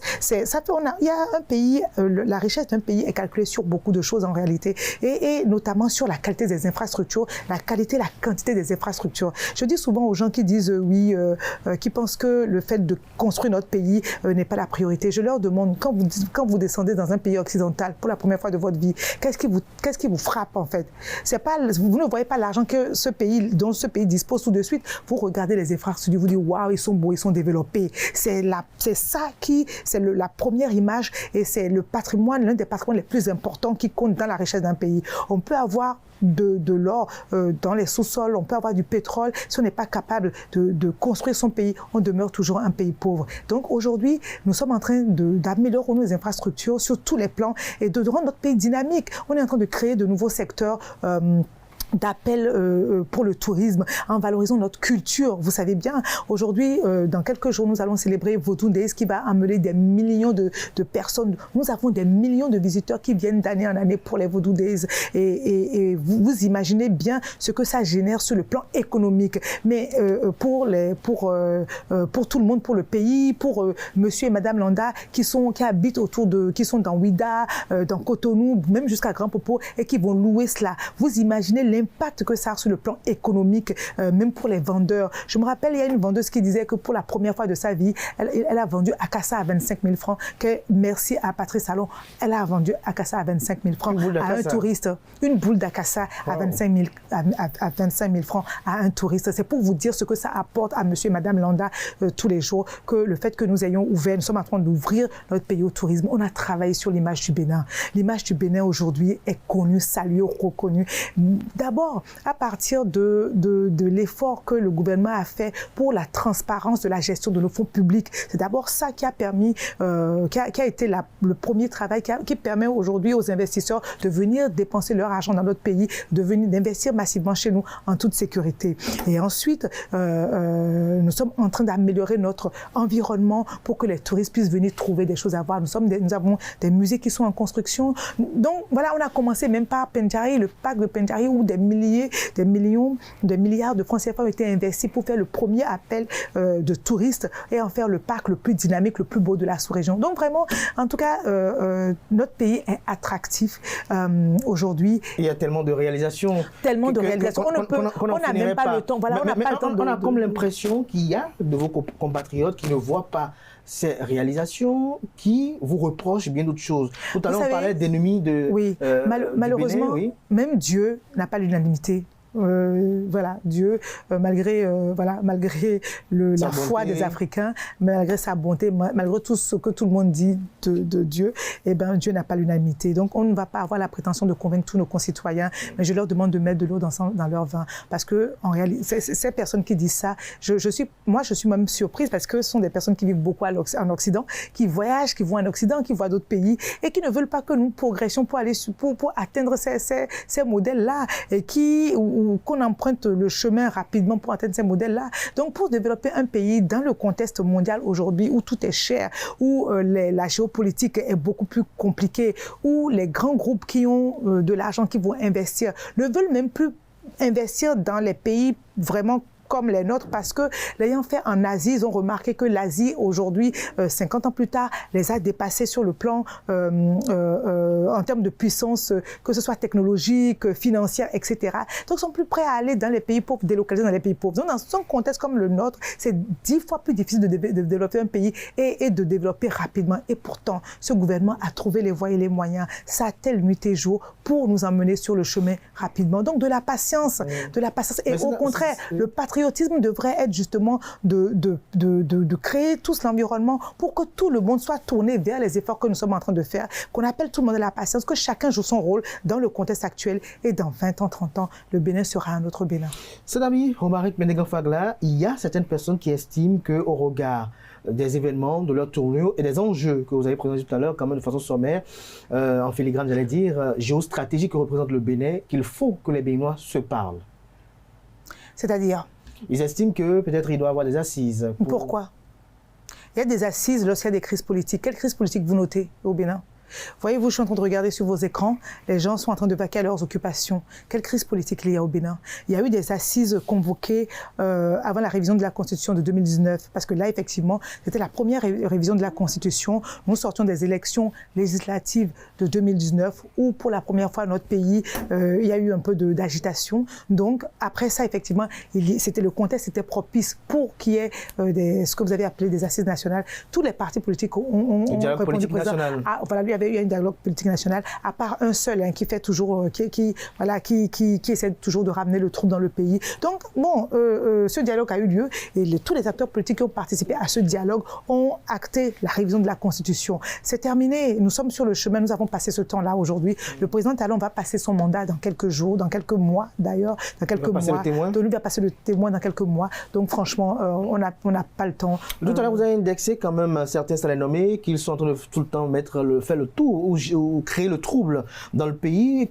Est-ce que vous comprenez leur motivation? Est-ce que vous connaissez leur motivation? Sincèrement, ils nous disent leurs revendications, mais est-ce que leurs revendications sont de nature à développer un pays sur le plan économique? Il n'y a rien de pertinent dans ce qu'ils revendiquent? Pour moi, c'est de la philosophie. Parce que ils parlent de... c'est de la philosophie. Que propose-t-il comme solution? D'accord, la philosophie, d'accord. Ils parlent de liberté, de liberté de certaines personnalités. Vous pensez qu'ils sont dans les doctrines, ils sont dans les doctrines les théories démocratiques, ils sont dans les doctrines qui, à mon avis, je ne vais pas dire ne sont pas, pour moi, ne représentent pas l'urgence. Ils s'enferment dans la théorie livresque. Voilà, ce ne sont pas ces doctrines qui vont dire ou qui vont amener à manger à chaque Béninois. Ce ne sont pas ces doctrines qui nourrissent nos enfants dans les cantines. Ce ne sont pas ces doctrines qui équipent nos hôpitaux. Ce ne sont pas ces doctrines qui continuent à construire des routes chez nous et à bâtir notre pays. Donc, doctrine d'accord, philosophie d'accord, idéologie d'accord, mais le résultat, ce dont nous avons besoin tout de suite là, c'est quoi? Comment on fait pour y arriver? Et en réalité, c'est à cela qu'on aurait dû attendre qu'une opposition au Bénin, dans un pays comme le nôtre, où tout est urgent, s'attaque. Je suis sûr qu'il y a beaucoup de Béninois, en suivant cette émission, veulent bien savoir. Le 7 décembre, vous étiez où? J'étais chez moi. Je me suis réveillée le matin autour de 6h30 et vers 7h, j'ai pris mon téléphone. J'ai vu les premiers messages, d'abord sur Facebook et ensuite sur TikTok. J'étais chez moi. Et quel a été votre réflexe tout de suite? Déjà, j'ai cherché à confirmer l'information tout de suite. Donc, j'ai appelé une personne qui m'a confirmé l'information. Et ensuite, comme il y avait des activités dans mon parti, j'ai fait le nécessaire pour que les activités soient mises en pause. Et j'ai allumé la télé nationale, la SRTB, le Bénin TV, et j'ai vu le message des militaires qui a commencé à passer.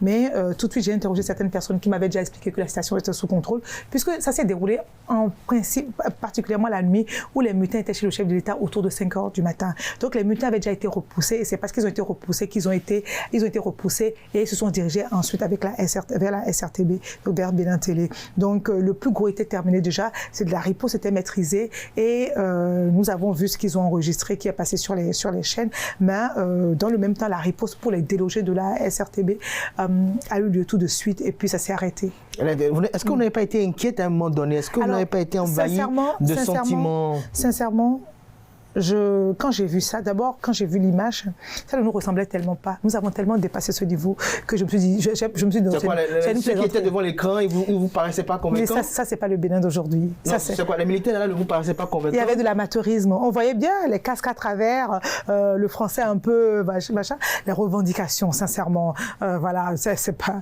Et puis, ce qui était marrant, lorsqu'ils ont parlé de la situation de l'armée, mais ils sont venus attaquer avec des équipements de dernière génération qui ont été achetés par ce gouvernement-là. L'armée du Bénin ne s'est jamais autant mieux portée depuis qu'elle a été créée qu'avec le président Patrice Talon. Donc, c'était un peu ridicule de les écouter. Et puis, bon, on sentait l'amateurisme. Donc, sur le coup, je me dis, non, ça, c'est pas mon pays.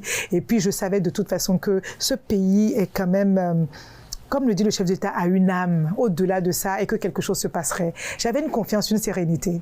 Une confiance, une sérénité. Oui, que ça n'allait pas durer. Alors, au regard de votre posture dans la République, on a même de vous poser une question également que j'avais à poser quand même au ministre conseiller Rachid Balamassi qui était là à la même place. C'est de savoir quel a été le rôle du Nigeria et de la France dans ce qui est arrivé. Alors, d'abord, permettez-moi de saluer la bravoure du chef de l'État qui a coordonné lui-même la riposte, d'accord, aux côtés de ses chefs d'état-major. Et donc, saluer les forces de défense et de sécurité du Bénin. Franchement, moi, je suis en admiration totale. Et j'ai dit que, en fait, on a toujours dit de façon habituelle, comme ça, que nous avons une armée républicaine, une armée qui a choisi de rester dans les casernes, mais que le 7 décembre, pour moi, a été le jour où ils ont réaffirmé leur engagement vers le peuple. Ils ont refait ce contrat-là avec le peuple et ils ont démontré qu'ils étaient réellement au service du peuple pour garantir notre sécurité, pour nous protéger contre des agresseurs et que, en fait, aujourd'hui, je me sens encore plus en sécurité qu'hier. C'est-à-dire que cet événement m'a démontré que mon pays était imprenable et que nous avons une force, une armée qui est vraiment là pour repousser les assaillants d'où qu'ils viennent. Ensuite, donc c'est eux qui ont repoussé les assaillants avec à leur tête le chef de l'État et vers autour de 17h, les assaillants s'étant retranchés dans la caserne de Togben d'où ils venaient. Il fallait quand même les déloger de là. Et pour les déloger dans Togben que nous connaissons tous, qui est en plein cœur de la cité de Togben, avec les habitations qui sont autour, en bord de mer, et puis les habitations qui sont autour même. La mer est de ce côté, de l'autre côté de la route, ils sont de l'autre côté. Donc c'est surtout une zone très très urbanisée, beaucoup plus urbanisée que le côté mer d'ailleurs, c'est vraiment au bord. Voilà.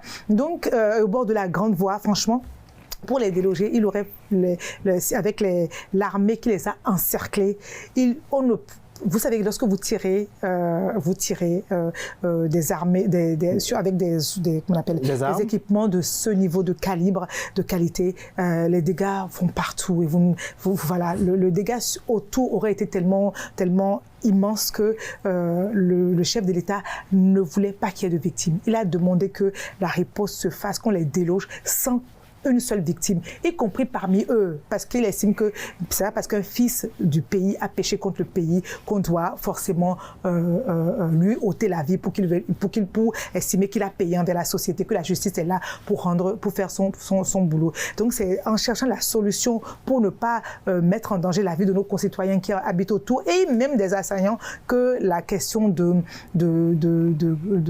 frappe aérienne ciblée, chirurgicale a été posée. Et nos avions à nous étant en maintenance depuis 10 jours seulement. 10 jours avant l'attaque, nos avions étaient envoyés à maintenance parce qu'il n'y avait pas il n'y avait pas d'alerte. Et le chef de l'État a sollicité l'aide de la CEDEAO et le Nigeria a répondu tout de suite et a envoyé l'équipement qui est arrivé. On a tous vu l'équipement arriver, on a entendu. Et puis vers 17h, ils étaient là et les premières frappes ont eu lieu à partir de 18h et il n'y a pas eu de victimes parmi les assaillants. Les frappes ont eu lieu sur les équipements qui étaient là, détruire les équipements avec lesquels ils comptaient continuer à attaquer. Donc les frappes ont eu pour objectif de détruire les équipements et c'est comme ça qu'ils ont fui, voyant que la situation qu'ils n'avaient plus la situation en main. Vous êtes une actrice politique, ils ont fui, ils sont dans la nature, ils sont recherchés, nous sommes en pleine période de fête d'année. Vous avez dit tout à l'heure que vous avez noté l'effervescence des fêtes. Est-ce qu'il n'y a pas de raison de s'inquiéter en cette période de fête de fin d'année où il y a quand même beaucoup de festivals qui sont annoncés? Absolument pas. Les services de renseignement, nous avons vu ce matin qu'il y a une vingtaine de militaires qui vont être déposés à la criette ou enfin qui vont être déposés. Qui vont comparaître, oui. Oui, qui vont comparaître. Donc c'est pour vous dire que la justice fait son travail et on est en train de mettre la main on voit bien qu'on est en train de leur mettre la main dessus et que toutes les personnes qui ont participé seront interrogées, écoutées jusqu'à faire la lumière sur la question. Nous sommes un pays sécurisé, franchement. Et puis je pense que la police républicaine, l'armée, enfin tout ce que nous avons comme dispositif de défense et de sécurité sont sur le qui-vive pour que tout se passe très bien. Vous voyez bien, il n'y a pas de... Non. Et ils se cachent. S'il y en a encore qui sont cachés, c'est qu'ils se cachent comme... voilà. Mais sinon, on ira les déloger. Je suis persuadée que les services adéquats iront les chercher là où ils seront. Là où ils seront. Merci à vous pour ces éclairages sur cette tentative de putsch déjouée en République du Bénin. On va embrayer sur la révision constitutionnelle. On en parlait quand tout à coup cette tentative de putsch est venue et nous a tous focalisés. À noyer l'actualité. Voilà, à noyer l'actualité. Voilà, tentative de putsch qui nous empêche de parler de cette révision constitutionnelle et cette constitution qui aurait été remise en cause s'il y avait eu ce putsch. Alors on en parle puisqu'elle a été contrôlée par la Cour constitutionnelle qui a déclaré conforme à la Constitution, ce qui a été opéré par la représentation nationale le 14 novembre dernier.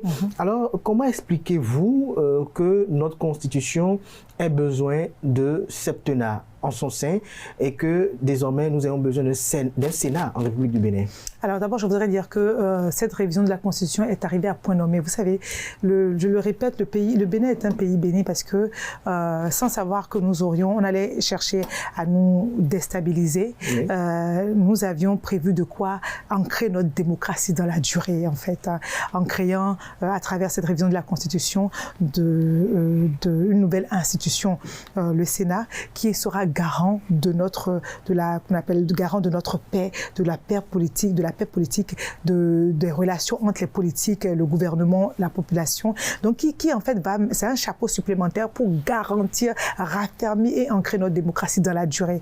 Et ensuite, on a justifié nos législateurs, nos députés, à qui nous avons délégué le pouvoir de légiférer en notre nom, ont estimé que après 5 ans de mandat talon, donc de gouvernance talon, 5 ans x 2, on s'est rendu compte qu'au bout de 5 ans, en fait, en 5 ans, un chef d'État, un gouvernement n'a pas le temps d'aller au bout de ses missions. Vous avez vu qu'on a démarré en 2016, les premières, d'abord il fallait écrire le PAG qui a été présenté entre novembre et décembre 2016. Une fois que ça a été écrit, donc pendant que ça a été écrit, c'était la recherche de financement, le temps que l'argent arrive, et puis dans un pays, et puis il y a le temps de mobilisation des ressources, il y a le temps pour trouver les partenaires qui vont vous aider à construire ou aller au bout de votre projet, à mettre en œuvre le projet. Il y a et puis il y a les aléas. Vous avez vu, en 2020, on a eu la Covid. Qui savait qu'une maladie comme ça allait se déclencher sur le plan planétaire, qui a mis le monde entier sous cloche pendant 1 an, voire 2 ans, et qui a stoppé tout ce qui avait comme accord, échange entre les nations. Donc, c'est même après la Covid que les choses ont commencé à reprendre un petit peu.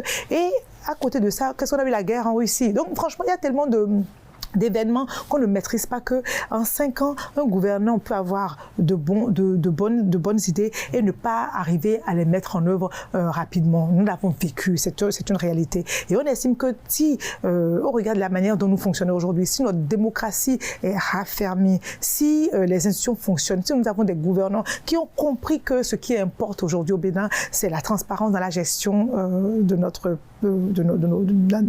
la transparence dans la gestion, dans la gouvernance, dans la gestion de nos fonds publics, qui ont compris que tout ce dont nous avons besoin, c'est qu'on pose des actes pour régler nos urgences et nous emmener plus loin. Et ben, on va leur donner davantage de temps pour qu'ils puissent aller au bout de ce qu'ils ont prévu pour nous. Alors, vous savez, je vais donner un exemple. Oui. Par exemple, le président Talon a lancé la réforme de l'enseignement technique et de la formation professionnelle. Et c'est une trentaine de lycées qui vont voir le jour, balayant tous les domaines, que ce soit agricole, que ce soit technologique, etc.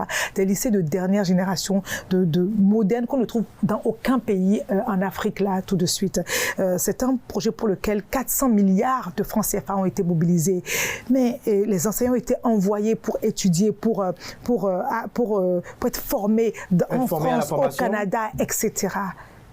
Mais le premier lycée n'ouvrira qu'en 2026 finalement. Donc le président Talon qui a initié ça, depuis les réflexions ont commencé sur l'enseignement technique et la formation professionnelle depuis 2016. Donc, il ne verra pas l'ouverture du premier lycée. C'est pour vous dire que des projets ambitieux, sérieux, mettent du temps à être concrétisés. Mais l'État a une continuité. Oui, l'État a une continuité, mais nous permettons dorénavant à un gouvernant de passer plus de temps à la tête du pays pour aller au bout de leur projet. Vous savez, la Constitution est dynamique. Nous allons expérimenter cela et je suis persuadée que nous allons prendre beaucoup de plaisir avec les prochains gouvernements, les prochains dirigeants de ce pays, puisqu'ils n'auront pas d'autre choix que de continuer ce que le président Talon a fait. Donc, on n'a pas d'inquiétude à avoir. On n'a pas d'inquiétude à avoir, mais ceux qui sont contre cette révision constitutionnelle, c'est qu'ils estiment que 7 ans, c'est trop. Ils donnent comme exemple, par exemple, les États-Unis, la plus grande démocratie, dont le mandat présidentiel est de 4 ans. Et donc, pour eux, ils n'arrivent pas à comprendre parce qu'ils estiment que, quelle que soit la durée du mandat, même s'il est de 10 ans, il y aura toujours quelque chose qui aura été entamé et qui sera pas fini. Vous savez, la durée du mandat contribue à la stabilité politique dans un pays. Parce que, regardez chez nous, d'abord, pourquoi est-ce qu'on a été aux élections générales, à votre avis ? Et pourquoi on avait aligné tout sur 5 ans? Parce que nous allions tout le temps aux élections avant. On a eu les élections de 2019, on a les élections de 2020, on a l'élection présidentielle de 2021, on a les élections de 2023. Et le pays était tout le temps en guerre, en confrontation. C'était tout le temps des échanges tendus entre les différents courants politiques. Et le peuple est mobilisé dans ça. L'administration ne fonctionnait pas comme il fallait parce que nous sortions d'une élection, d'accord? Et on était en campagne 2 mois après. On était en campagne. En fait, on demeurait en campagne tout le temps. Le pays était tout le temps tendu, tout le temps sous tension. La durée du mandat qui est rallongée, c'est pour la stabilité politique dans notre pays. Et que tous les fils, tout le monde puisse se concentrer le plus longtemps possible sur ce qui est le plus important. Comment faire pour sortir notre pays de cette, je sais pas, de cette situation qui ne nous honore pas, qui n'honore pas un peuple aussi intelligent, un peuple aussi fier, un peu aussi brave que le nôtre, cette situation de pays en voie de développement, pays toujours pauvre. Ensuite, vous avez parlé des États-Unis, mais les États-Unis, on ne peut pas comparer en termes de stabilité institutionnelle des États-Unis au Bénin. La Constitution des États-Unis date de 1787, s'il vous plaît. Les institutions là, et les États-Unis, qui est un président ou pas, le pays est dirigé. Il y a cette démocratie, que ce soit la France, les États-Unis. Et en réalité, si le gouvernement tombe tout de suite, le pays continue à fonctionner parce que les institutions sont tellement fortes. Les entreprises continuent à fonctionner. Là où l'eau va aller, l'eau ira. Là où il manque de l'eau, l'eau va. Alors que nous, malheureusement, la volonté politique a un impact direct sur ce qui se passe dans la vie du concitoyen. Pour emmener de l'eau quelque part, c'est la volonté politique qui décide de cela encore. Et si pour mener une route, valider un trajet de route, la réflexion d'une route, c'est le gouvernement qui le décide encore. Le lien le drame dans les pays pauvres, c'est que le lien entre le gouvernement et la décision du gouvernement impacte tellement directement la vie des populations que voilà, on ne peut pas se permettre le luxe de changer tout le temps, surtout si on est rentré dans une dynamique d'efficacité des gouvernements.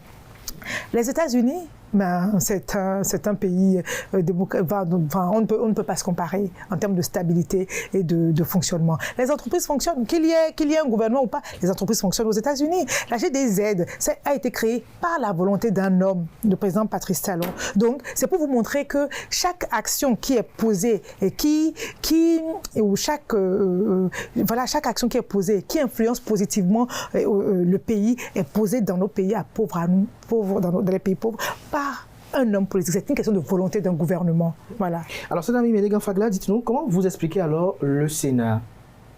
Alors, comme je vous le disais tantôt, le Sénat, vous savez, la dernière fois, j'écoutais le président Olo. Le président Olo. J'ai pris beaucoup de plaisir à l'écouter cette fois-ci. Et il expliquait que le Sénat, en réalité, était déjà en projet en février 1990 lors du débat pour l'écriture de la Constitution et que ça avait été abandonné à cause du contexte de l'époque, parce que la crise économique était telle, les fonctionnaires n'étaient pas payés depuis des mois, et puis la question c'était comment utiliser les maigres ressources qui étaient là pour relancer l'économie, ce qui fait qu'ils ont mis le projet de création du Sénat en berne. Il a également expliqué que la pratique a eu lieu plusieurs fois où les dirigeants ont appelé les anciens présidents, qu'ils soient de la République, qu'ils soient d'Assemblée nationale, pour échanger avec eux sur des questions qui engagent notre destin. Et donc que la pratique est courante en réalité chez nous. Et donc quelque part, on vient institutionnaliser cette pratique-là et on vient aujourd'hui rétablir quelque chose ou mettre en œuvre quelque chose que les pères fondateurs de la démocratie avaient déjà acté en réalité. Donc c'est un dispositif qui manquait chez nous. Et je dis aux gens de ne pas avoir peur parce que moi, un grand homme politique, pour moi l'un le plus grand d'ailleurs, m'a raconté un jour, comment est-ce que la création de la Cour constitutionnelle a été... Grand homme? Vous ne voulez pas le nommer? Bon, je ne sais, le président Amoussou. Il me racontait une fois comment est-ce que la création de la Cour constitutionnelle a été houleuse au Bénin. Il y avait des acteurs qui étaient contre la création de la Cour constitutionnelle. Mais aujourd'hui, est-ce qu'il y a un Béninois qui va remettre en cause la présence de la Cour constitutionnelle dans notre dispositif institutionnel? Non, c'est la même chose pour le Sénat. Nos chefs auront un lieu, nos sages auront un lieu.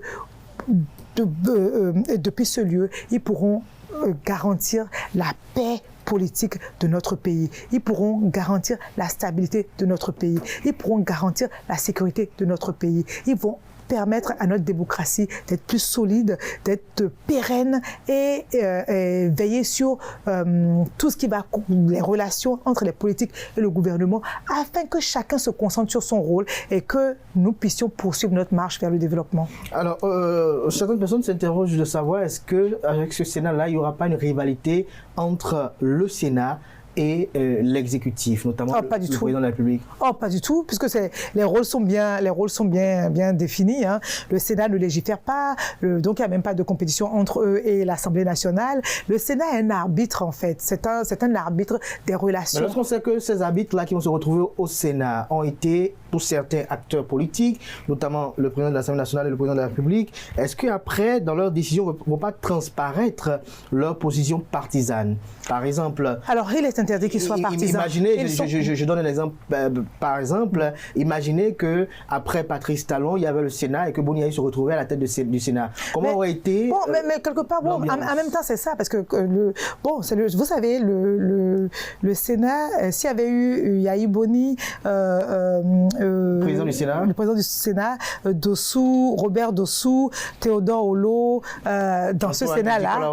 Oui, voilà, Antoine Kofinago, le président Amoussou, Adrien Roubedji. S'ils étaient présents dans ce Sénat-là, peut-être qu'on n'aurait pas eu le code électoral tant crié de 2024. C'est pour vous dire, le Sénat a le pouvoir de dire non, ce test de loi que vous avez voté crée trop de remous dans la population.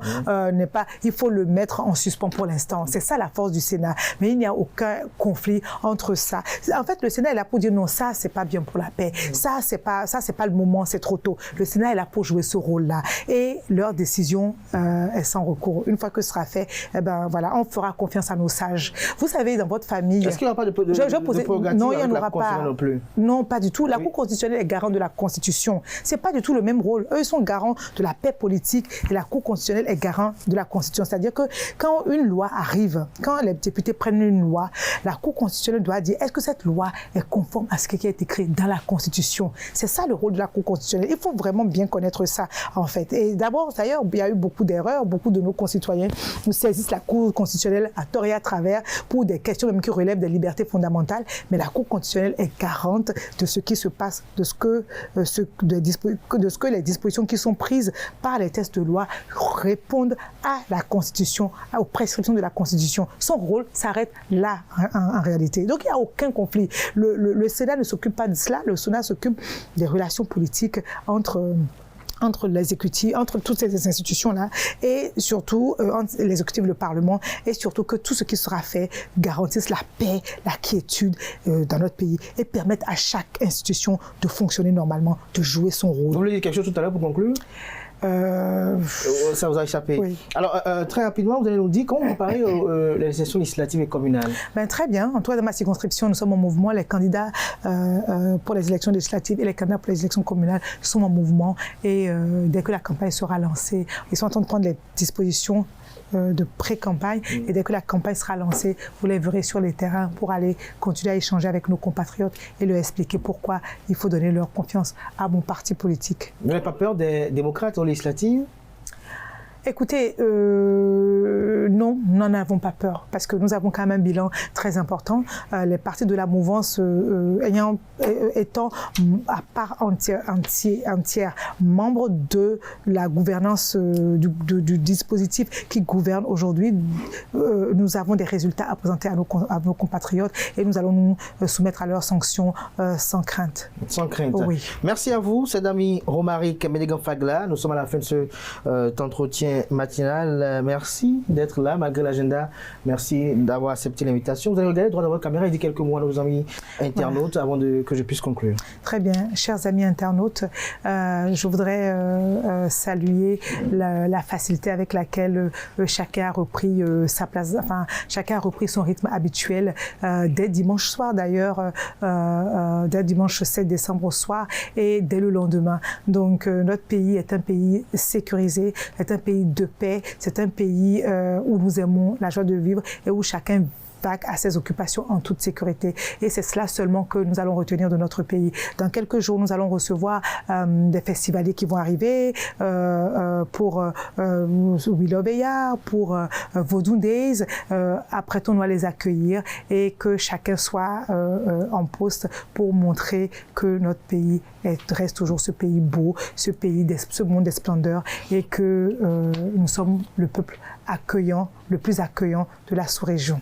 Merci. Merci à vous, Sedami Médégan Fagla, de cet entretien. Chers amis internautes, on retiendra que l'invité a fait savoir que la République tourne, qu'elle se porte à merveille, que les institutions fonctionnent convenablement et donc il n'y a pas péril en la demeure. Et d'ailleurs, elle invite à noter l'effervescence des fêtes de fin d'année dans les grandes villes du pays et à travers le pays. Lorsqu'elle a été interrogée sur qui sont les ennemis du Bénin, elle a eu à parler notamment de certains, concitoyens qui sont dans des activités pas très régaliennes, si on peut le dire ainsi, notamment en lien avec la politique de façon régulière. Elle invite les gens à venir au Bénin pour constater les prouesses qui ont été réalisées par l'administration Talon. Elle a exposé que le Bénin représente un enjeu stratégique pour certains pays et donc il est temps que nous puissions nous unir davantage pour véritablement contrer l'ennemi de dehors. Ce dont les Béninois ont besoin pour elles, c'est que le pays avance, car ils ont besoin que leurs conditions de vie soient améliorées. Et d'ailleurs, c'est ce à quoi s'attelle l'administration du président Patrice Talon. Elle a eu à vanter sur ce plateau les plateaux techniques qui ont été considérablement améliorés sous Patrice Talon, les infrastructures de qualité qui ont été réalisées, qui sont toujours en cours de réalisation sous Patrice Talon. Elle nous a présenté l'enjeu économique et touristique des Vodou Days. Elle a fait savoir que Patrice Talon et son gouvernement ont travaillé sur l'image du Bénin. Elle l'a démontré à travers son argumentaire en exposant des projets touristiques et culturels. Pour elle, il n'y a pas de crise au Bénin. Et pour elle, elle a fait savoir que les acteurs politiques qui sont, entre autres, les ennemis et qui sèment de troubles s'enferment dans des philosophies puériles et stériles. Elle en a parlé de façon sommaire. Et lorsqu'elle a été interrogée sur ce qu'elle pense des mutins, lorsqu'elle les a vus à la télévision nationale, pour elle, ces mutins étaient hilarants. Elle a fait savoir un peu que pour elle, lorsqu'elle l'a vu, il n'était pas convaincant et que lorsqu'elle avait pris des informations que la situation était sous contrôle, elle était rassurée que notre pays n'était pas au bord du gouffre et que la situation allait rentrer dans les détails. Et donc, elle a fait savoir également que ces événements ont exposé la bravoure du président de la République, Patrice Talon, et également celle des forces de défense et de sécurité qu'elle a salué au cours de cet entretien-là. Elle a laissé entendre que le président Patrice Talon a instruit pour que la mutinerie soit contenue sans mort et donc cela est à saluer. En fin d'émission, elle a tenu à donner des assurances au peuple béninois et à rappeler que le pays est bel et bien sécurisé et que les fêtes de fin d'année peuvent se dérouler en toute quiétude, que les forces de défense et de sécurité s'y attellent d'ailleurs même bien évidemment. Lorsqu'elle a été interrogée sur la révision constitutionnelle, elle a fait savoir que le septennat a été institué pour garantir une stabilité politique et institutionnelle, car aujourd'hui il faut qu'on ait un gouvernement qui soit dans une dynamique d'efficacité et d'efficience. Pour elle, lorsqu'elle a été interrogée également sur la question du Sénat, elle a rappelé quelques propos du professeur Théodore Olo, notamment sur la genèse du Sénat lors de la conférence de février 1990.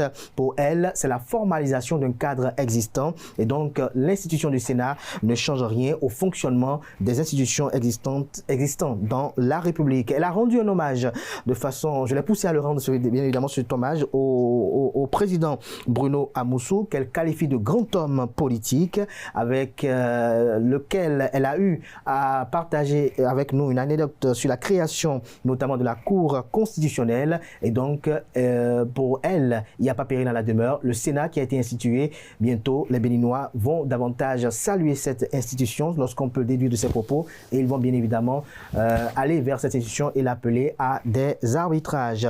Il n'y aura pas de conflit d'intérêts entre le Sénat, l'exécutif, le législatif et la Cour constitutionnelle, nous a rassuré la ministre conseillère.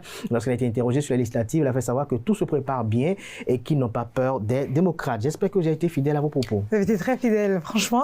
Merci. Je n'aurais pas pu retracer de si belle manière moi-même tout ce qu'on s'est dit. Merci. Je rappelle que Sedami Romaric Médégan Fagla est une universitaire, chimiste, femme politique béninoise. Elle a été députée à l'Assemblée nationale pour le compte de la 8e législature 2019 à 2023. Elle est actuellement ministre conseillère à l'enseignement supérieur et à la recherche scientifique auprès du président de la République, Patrice Talon. Merci d'être passé passé. Merci à vous, chers amis. C'est la fin de Fruit Matin. Merci pour l'attention.